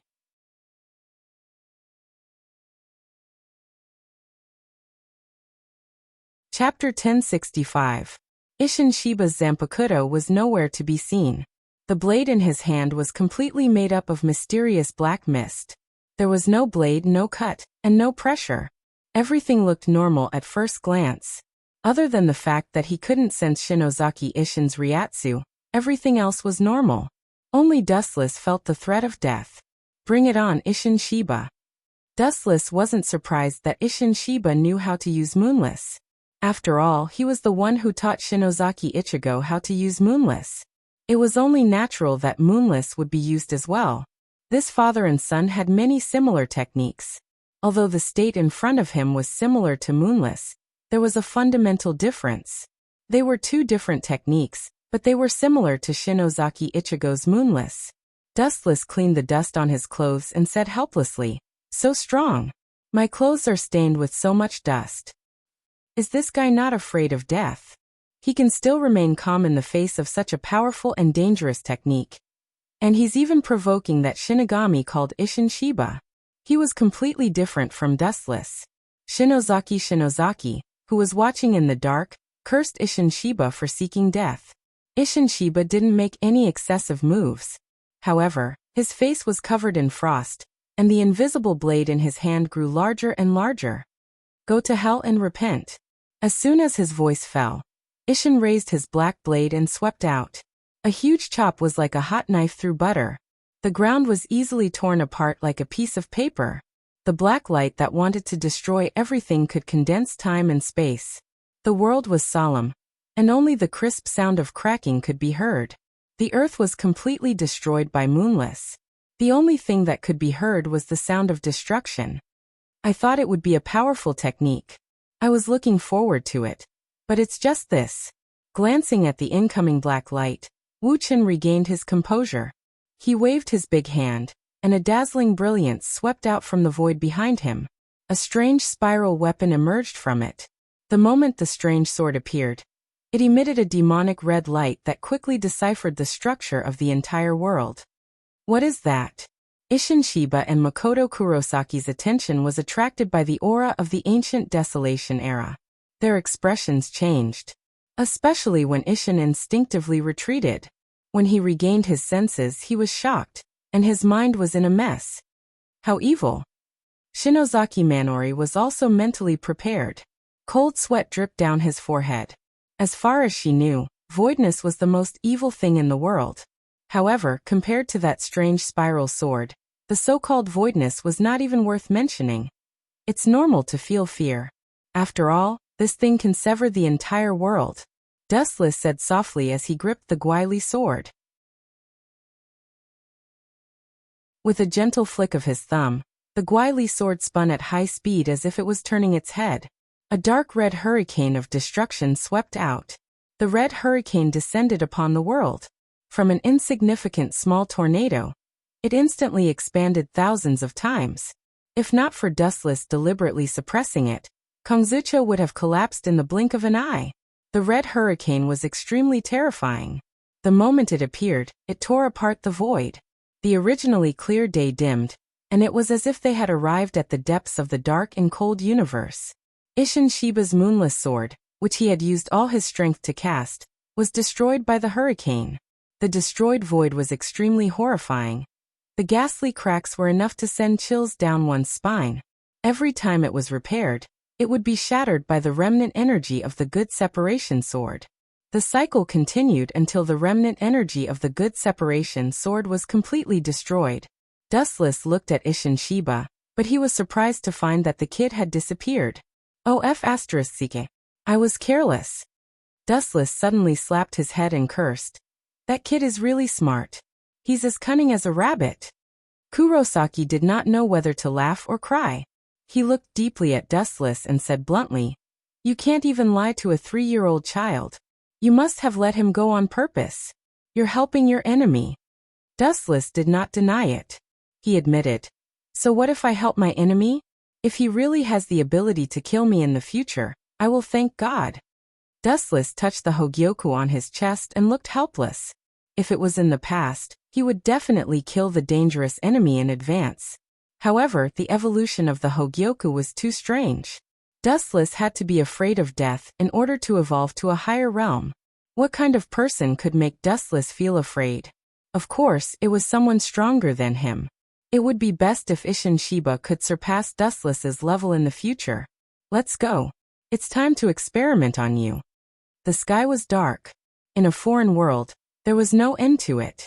It was dead and there was no one around. At this moment, the void distorted and a large whirlpool appeared. 2 figures stepped out of it. "This is my God's might space. It's in another dimension, so no one will disturb us. Don't worry." Wuchen explained when he saw Shinozaki Manori looking around suspiciously. "All right, take off your clothes." Wuchen glanced at Shinozaki Manori and said indifferently, Take off my clothes?" Kurosaki's expression froze. She hesitated and was obviously embarrassed. Kurosaki looked at Dustless from the corner of her eyes. She saw that his eyes were as clear as water. There was not a trace of lust in them. Kurosaki gritted her teeth and nodded. However, Dustless's next sentence made her suspicious. "Hurry up and take it off. I promise I won't peek at you." Wuchen said impatiently as he felt helpless toward Shinozaki's hesitation. Kurosaki's face was full of doubts. Just as she was about to ask, the strange spiritual pressure in her body went berserk. Her expression changed and she undressed without hesitation.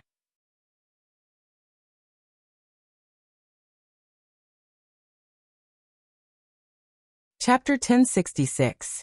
Shinozaki Minori's skin was as white as snow. It was smooth and smooth.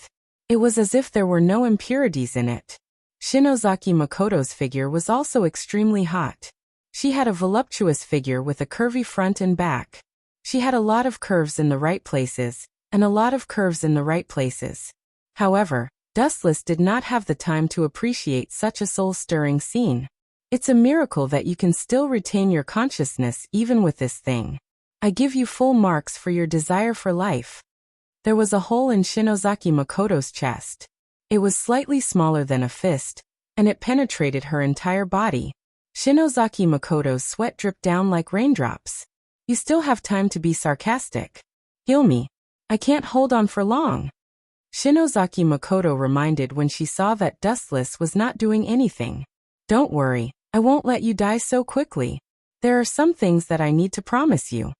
Inside the dead silent space of Shunwei, Wuchen took out a blade of grass from nowhere and held it in his mouth frivolously. He was so relaxed and comfortable that he sat on the ground with his buttocks and remained motionless. Don't you feel pain when you talk while sitting?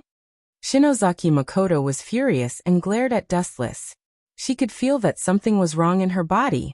The power of the Great Void was gradually eating away at her spiritual pressure. Her mind was in a trance, and sometimes it was good, and sometimes it was bad. The roar of the Great Void came out of her mouth. It's actually very easy to suppress the Great Void in your body. You just need to. Looking at Shinozaki Makoto, who was in pain, Dustless knew that it was not the time to drag it on. He said, "You just need to inject a power that is completely opposite to the Great Void. In other words, the power of the Grim Reaper will suppress the Great Void's spiritual pressure, and you will not become void. However, your pure blood that belongs to Quincy will be contaminated." Dustless stopped and waited for Shinozaki Makoto's decision. "Just do it, there's no problem." Shinozaki Makoto's tone was firm. "That's good." Seeing this, Dustless nodded slightly and immediately sneered. "I will inject my own spiritual pressure and soul into your body, but there will be something special in it that will seal a certain technique. But there is no need to worry, it will not affect your normal life." Shinozaki Makoto pouted with obvious dissatisfaction. Regardless of whether the Kage affected his daily life or not, no one would want to have something inexplicable placed in his body. "Forget it, let's hurry up and get ready." The cheerful Shinozaki Makoto smiled and said with a relieved tone. Dustless didn't waste any time. He quickly got up and walked to Kurosaki Mako's side. He injected his spiritual pressure and soul into her body to suppress the void.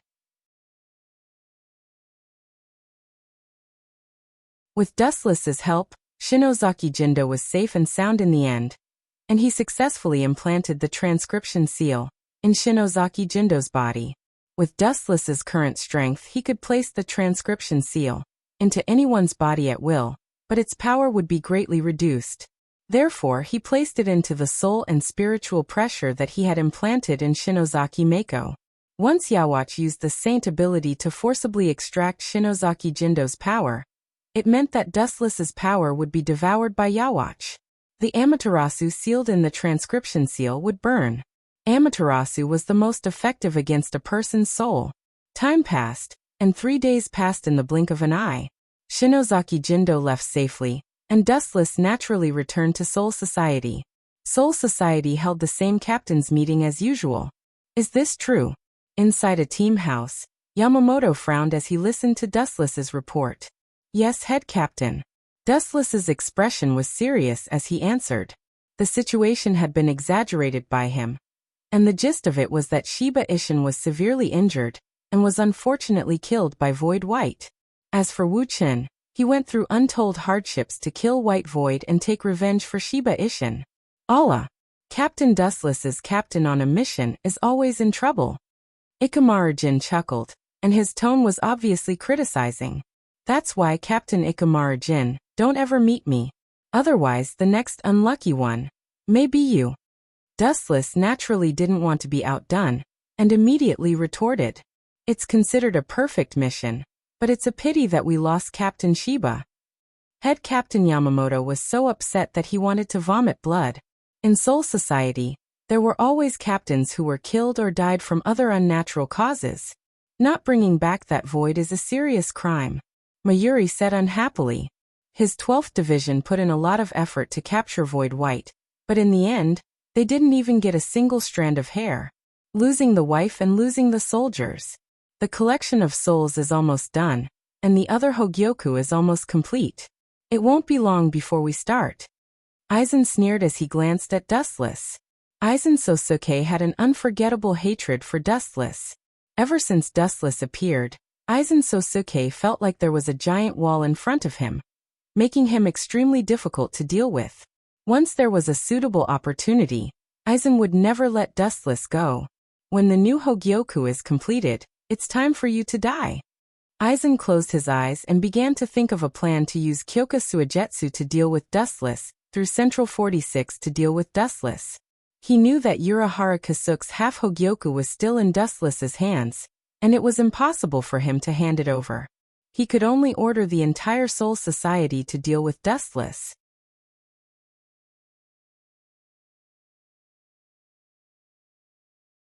Chapter 1067. After another hour, the captain's meeting finally came to an end. Every time they talked about something trivial, but old man Yamamoto was very happy about it. Every time they had a meeting, except for his sickly disciple, Jushiro Yukitake, everyone else had to be present. No one was allowed to escape. Long time no see, Chunkuan. After the captain's meeting, all the captains left one after another. Unohana Retsu came up to greet him with a smile, but soon after, her face wrinkled with dissatisfaction as she said unhappily, "Chunkuan seems to have been avoiding me recently." Hearing this, Dustless bitterly smiled and decisively said, "Retsu, that's just your imagination. Recently, I've been busy with work. You know that I rarely have time to rest. Almost every day, I have a lot of work to do. I haven't had the chance to relax recently." Dustless quickened his pace, wanting to escape. He was indeed purposely avoiding Unohana Retsu. This woman's nose was just too sensitive, and the word smart was not enough to describe her. "Chunkuan." Unohana Retsu dragged out her words with a complicated expression. This, looking at Unohana Retsu's sorrowful face, Dustless was speechless. He suddenly realized that he was a bit cruel. When he first came to Soul Society, it was always Unohana Retsu who helped him. Now he was avoiding Unohana Retsu for no reason, just because she was too smart. It was indeed a bit unreasonable. "Retsu, you're thinking too much. I suffered quite a bit of injuries when dealing with the Great Void in the modern world. I was just about to go to the 4th Division to ask for your help." Dustless changed his tone and said with a smile. Unohana Retsu nodded and led the way. "Is that void very strange? It can actually injure you?" Unohana Retsu asked in surprise. She knew Dustless's strength very well. Looking at the distant horizon, Dustless did not think much of it. Of course, he was just making things up to fool Unohana Retsu. Although void was very strong, it was impossible for it to injure him. He immediately replied, "Yes, he is very strong. He even knows the Death God's ghost Tao. He is worlds apart from the Great Void realm that I know of. It took me a lot of effort to get rid of him." Unohana did not doubt Dustless's words at all. That day, the 12th Division had indeed detected a large amount of spiritual pressure in the modern world. Looking at Unohana's face, Dustless suddenly felt sorry for her. He had only made up a story, but Unohana had actually believed it without a doubt. Dustless was touched, but at the same time, he felt guilty. "Lie." Dustless turned to look at Unohana's gentle face and said seriously, "If I betray Soul Society one day, which side will you choose to side with?" Unohana was stunned upon hearing this. She stared at Dustless's face and felt troubled. This choice is truly vexing. After a while, Unohana sighed helplessly. She had been loyal to Soul Society for 1,000 years, so Unohana could not easily abandon her beliefs. On the other hand, Dustless could barely be considered a close friend, so she could not easily give up her beliefs. "There's no need to feel troubled, Lai."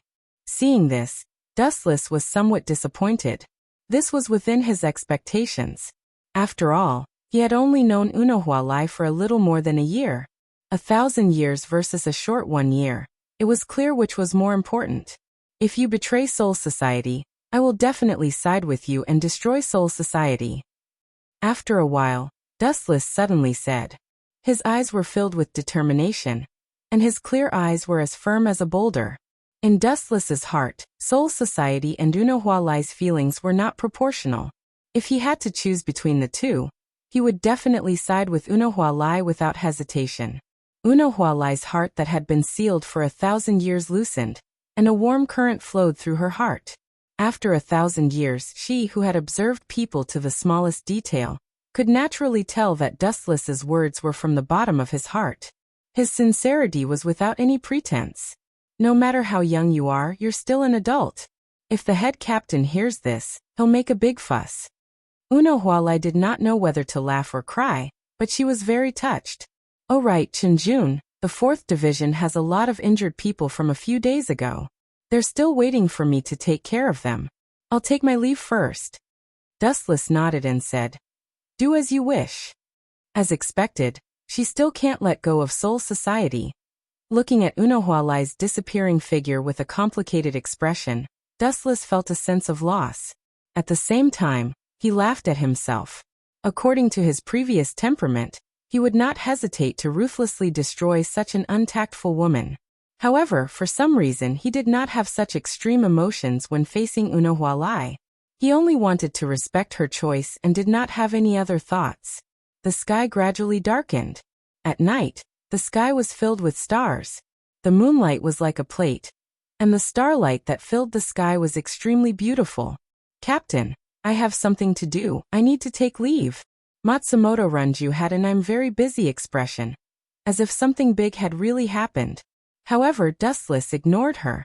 Her so-called matter was actually going to drink. "Forget it, go. Remember to come back quickly." Waving his hand, Dustless gestured for Matsumoto Runju to scram. Since he had nothing to do recently, let her do as she pleased. Dustless did not restrict the movements of these team members. Matsumoto Ranjuku suddenly smiled and disappeared in front of Dustless like a storm.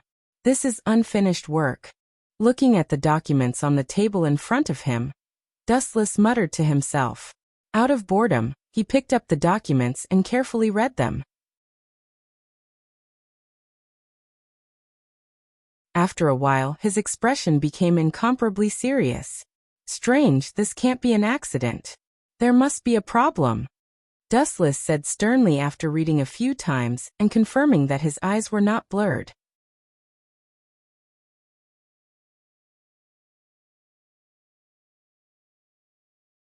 Chapter 1068. Staring at the information, Dustless was deeply puzzled. This was too strange. "Captain, is there something wrong?" Rukia looked at the intoxicated Dustless and asked. Her captain was rarely as serious as he was today. "Where did you get this information?" Wu Chun, who came back to his senses, asked instead of answering. His tone was full of suspicion. This? Xiaomu and Lucia came over, and a burst of seductive fragrance also came over, causing Wu Chen's heart to become restless. "It seems that Captain Nye sent it a few days ago." At that time, the captain was rushing to the modern world for a mission, so he left it here and didn't see it until now. Tilting her head, Rukia explained. "That means no one knows." Hearing this, Dustless's mind moved. The content of the information was very simple, just a few words. The 12th Division detected a high-density Ryatsu explosion in Central Room 46. Those so-called sages were weak, so it was impossible for them to have a Ryatsu explosion, and they seemed to have died long ago. But Sosuke Aizen's laboratory seemed to be under Central Room 46. Maybe another Hogyoku was successfully created, causing a Ryatsu explosion. Although it was just a guess, Dustless was very sure that it was the birth of another Hogyoku. When he fused two Hogyoku, a similar large-scale Ryatsu explosion occurred, very similar to what Nekomori said. He actually created another Hogyoku so quickly. Dustless was surprised. Although Aizen had his own research materials, it was unimaginable that he could create a Hogyoku in such a short time. It would only take a little more than a month at most. Creating a Hogyoku requires a lot of souls. Where did he get them? Dustless frowned and was very puzzled. Recently, there were no signs of souls disappearing. Even if there were, it was done by Subai a while ago. After being destroyed by Dustless, it was rare for souls to disappear. The amount of souls needed to create a Hogyoku was even more massive. No matter what tricks you have up your sleeves, it will all be futile in the end. Thinking about Sosuke Aizen's current strength, Dustless felt relieved. Although he had the strength of a super captain, it wasn't enough to make a difference. Let nature take its course. After a while, Dustless heaved a heavy sigh of relief. He suddenly realized that he was paying too much attention to Sosuke Aizen. In the end, Sosuke Aizen was just a small character. There was no need to care too much about his actions. In the dark laboratory, the previous East Sensei was suppressed, so only Jin and Sosuke Aizen were left. Creak. The iron door was pushed open, revealing Sosuke Aizen's figure. At this moment, He had a smile on his face and his tone was very happy. His steps were vigorous, he seemed to be in a good mood. In his hand was a blue bead that was almost identical to Dustless's Hogyoku. Jin, how's the news from our allies? They seem to be impatient. I don't know what Dustless did to provoke them, but this is good. We are weak compared to Captain Dustless. Although our allies are dangerous, we have the same goal. Plus, they helped me complete the Hogyoku. Aizen's tone was sincere, but it didn't take long before his tone turned cold. But if they want to use us, they're dreaming. I have received the exact news. Aizen played with the Hogyoku in his hand and said coldly, fusing with Urahara Kasuke's Hogyoku can make up for this Hogyoku. So I have decided to attack Captain Dustless soon. Join forces with that group of Quincy? Ikamaru Jin asked. His tone was filled with fear. Not long ago, Quincy and Sosuke Aizen secretly contacted each other. Ikamaru Jin thought Aizen would directly refuse, but he accepted Jugram's proposal. He was willing to deal with Dustless together. As proof of their friendship, Jugram took out a large number of souls for Aizen to complete the Hogyoku quickly. Of course not. They are just rats hiding in the shadows. The key is to rely on us. Sosuke Aizen said. Ikamaru Jin scoffed at Quincy and sneered. 1,000 years ago, they left the stage of history, and now they're back with a vengeance. I don't know what relationship Captain Dustless has with Quincy. That's not important. Sosuke Aizen smiled mysteriously. Joining forces with me is just to kill with a borrowed knife. But that Jugram guy is too arrogant. After dealing with Captain Wuchen, I'll tell Head Captain Yamamoto about Quincy's whereabouts. What kind of interesting things will happen then? It's really exciting. Ikamaru Jin nodded. He agreed with Aizen's plan. Using Quincy's power to complete the Hogyoku and mobilizing the entire Soul Society to deal with Dustless. Then he will tell Yamamoto about Quincy's hidden Wandenrake. Killing several birds with one stone. Dustless didn't know what Aizen was thinking. At this moment, he was enjoying Unohana's treatment in the 4th division. Inside the misty hot spring, Wuchen was lying in it, swimming around in satisfaction. This was a special hot spring created by Unohana. It was the same as last time. It could be used to heal injuries. Dustless was using it as a place to have fun.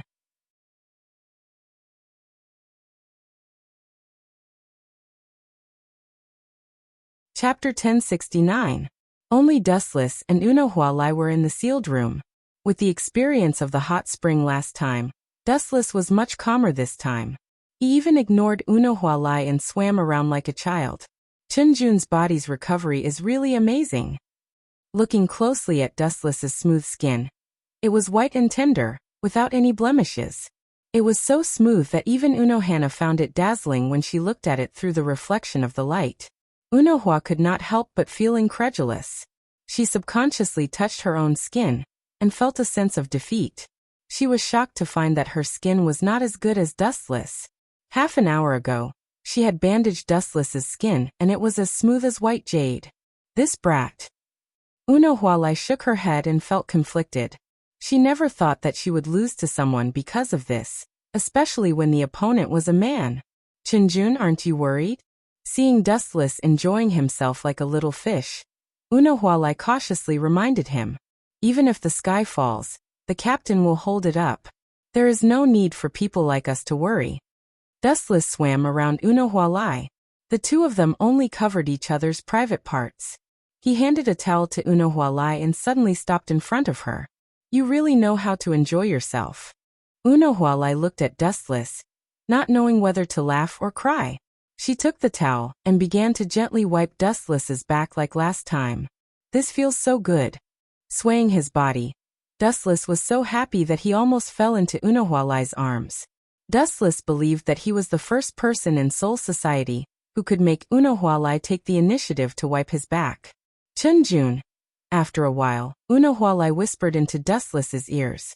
She then quietly wiped Dustless's back and did not say anything else. What is it, Lai? Dustless slightly opened his eyes and calmly asked. He felt that something was wrong with Unohana today. She was the complete opposite of her usual self. She seemed to have a lot on her mind. Are you planning to betray Soul Society in the future?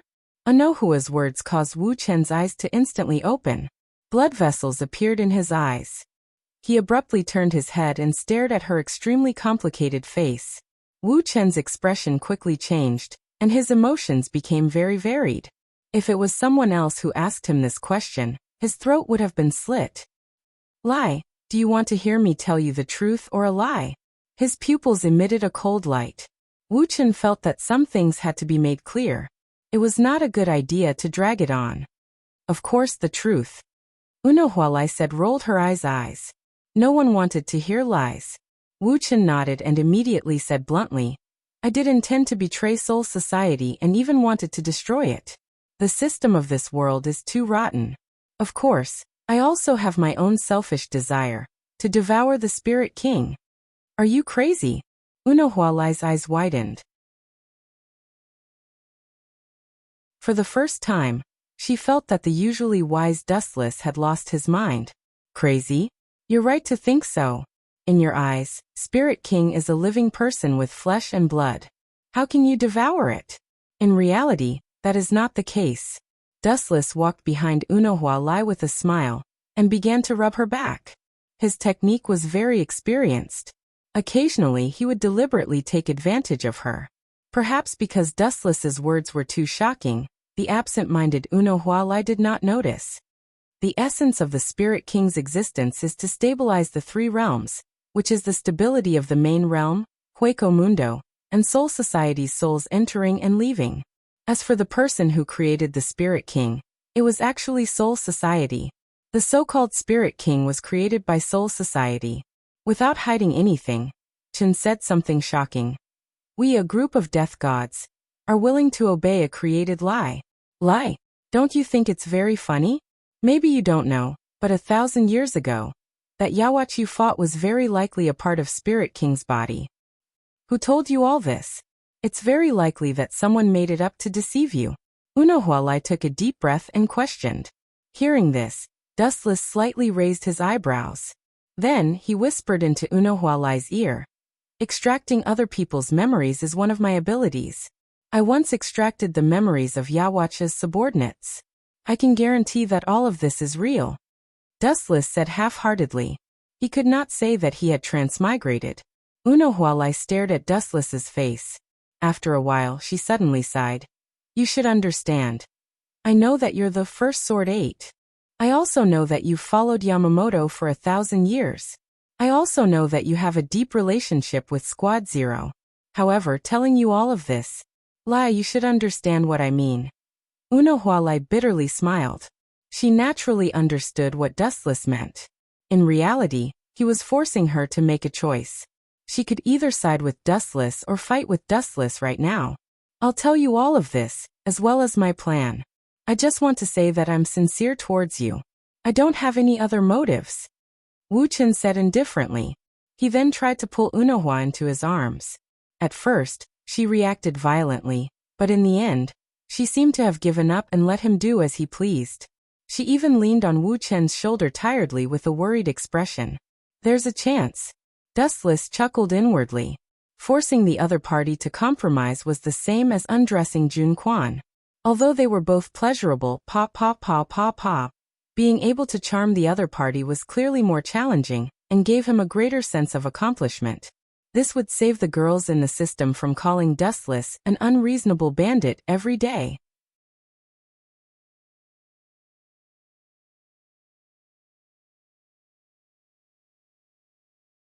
Chapter 1070. Seeing Unohualai lying in his arms, Dustless immediately displayed his strongest ability apart from fighting. His hands began to move up and down Unohualai's body, teasing her sealed and pure heart. He would always touch a certain sensitive spot, causing Unohualai's body to gradually heat up. At the same time, his mouth did not stop, occasionally blowing hot air into Unohualai's ears. In just a few minutes, Unohualai began to pant heavily and her eyes became blurry. Hurry up and stop. After a while, Unohualai, who could not take it anymore, began to violently twist her body. In just a short while, Dustless was already messing with her, causing her mind to tremble. Unohualai even suspected that in another half an hour, her IQ would drop to negative levels. You're not old, but you're an expert in this area. Unohualai rolled her eyes at Dustless and pouted. Hee hee. There's no harm in having more skills. In this day and age, it's important to develop in all areas. Dustless laughed embarrassedly and teased Unohualai. At the same time, he was overjoyed. After so many years, he was no longer the ignorant brat from before. Naturally, he knew the principle of adapting to changes. He immediately put on a loyal expression and promised solemnly, Lai, you've helped me for so many years, and I will never forget your kindness. I only have one heart that has never changed, a heart that only weighs 200 grams. The only place left in my heart is you. After saying that, if not for Unohualai's existence, Dustless would have given himself a slap. Unohualai had only taken care of him for a year. As for many years, that was complete nonsense. Once the inspiration came, stopping was as hard as ascending to the heavens. Fortunately, Unohualai did not care about this. She softly pondered. I'm not interested in what you said before. I just want to know what you think of the future of Soul Society. Do you plan to eliminate all of the death gods? Hearing this, Dustless resolutely shook his head. He had never thought of such a ridiculous idea before. My goal is to devour the Soul Kings, or rather replace them. Those death gods can't give me any benefits, and killing them will take a lot of time. It's not worth it, and there's no value. Without even thinking about it, Dustless directly spoke the truest thoughts in his heart. Is that so? That's for the best. Unohualai let out a sigh of relief. Her tense nerves also visibly relaxed. She had a special relationship with Soul Society, and countless people who were familiar with her. Naturally, she did not want them all to be killed by Dustless. At that moment, his thoughts of resisting Dustless were greatly reduced. By the way, why do you know so? From the first generation from the sword. Dustless. From Dustless, lies from lies, ants lies lie the number from the hand in hand, from the soul from God. Because back then Quincy was not destroyed. Without hiding anything, Dustless directly said. His subordinate, you might know Jugram, is the one who led Quincy to continue to struggle at death's door, silently waiting for the day Yawatch awakens. That man didn't die? Unohualai's mind went blank, and she asked in shock. Of course he's the god of Quincy. How could he be killed so easily? Back then he was only defeated by the captain, who sealed him in the end. Dustless softly explained, ignoring the shocked Unohualai, and continued. Not only did he not die, but Yawatch also had the same goal as me, devouring the Soul King. Soul King? What's so special about him? It's not like he's a spiritual pressure that you can eat as you please. Unohualai felt a headache coming on. Soul Society's guards were absolutely loyal, but when it came to Dustless and Yawatch, they were treated like food, and anyone could take a bite out of them. I told you before that the so-called Soul King was actually created by Soul Society to stabilize the entry and exit of souls. In other words, it's an amalgamation of souls. Devouring it means that one soul will explosively increase, so it's naturally a target for tigers and wolves. Dustless lightly smiled as he explained, his tone carrying a hint of passion. If Naruto was a place where one fought for chakra, then Shinigami was a place where one fought for souls. The strength of one's soul determined the strength of one's spiritual pressure. Gulp. Unohualai choked, clearly tempted. She naturally understood the importance of souls to Shinigami. Not just Shinigami, even voids had a huge effect, and the benefits were unimaginable. If that's the case, then why hasn't anyone tried to take the Soul King? If it's really as golden as you say, then it should attract the attention of all creatures. Unohualai continued to ask. It wasn't that she doubted Dustless's words, but that it was simply too shocking and beyond anyone's expectations. It's not that they don't want to devour it, but there's a huge drawback to devouring the Soul King, and it's very likely that it will harm them. After the Soul King collapses, the three realms, Hueco Mundo, Soul Society, and the modern world, will all collapse. Now do you understand the use of the Soul King? What's your choice, Lai? Dustless expectantly asked, his face full of hope. You also want to devour the Soul King? Unohualai frowned. After the Soul King disappeared, it would mean that the entire world would turn into ashes, and the consequences would be unimaginable. At that time, all living things might disappear. Hueco Mundo, the modern world, and Soul Society would all disappear, becoming history. No. I'm not Yawatch. He indeed wants to devour the Soul King after killing it. Although I also want to kill the Soul King, the meaning is different. In other words, I only want to replace it and become the new Soul King, dominating the entire world.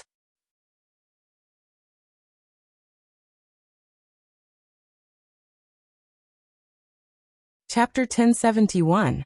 Unohana stared straight into Dustless's eyes. She could tell that it was not a lie, and she could clearly feel Dustless's heartbeat. I'm going to reject your offer. Are you going to kill me now?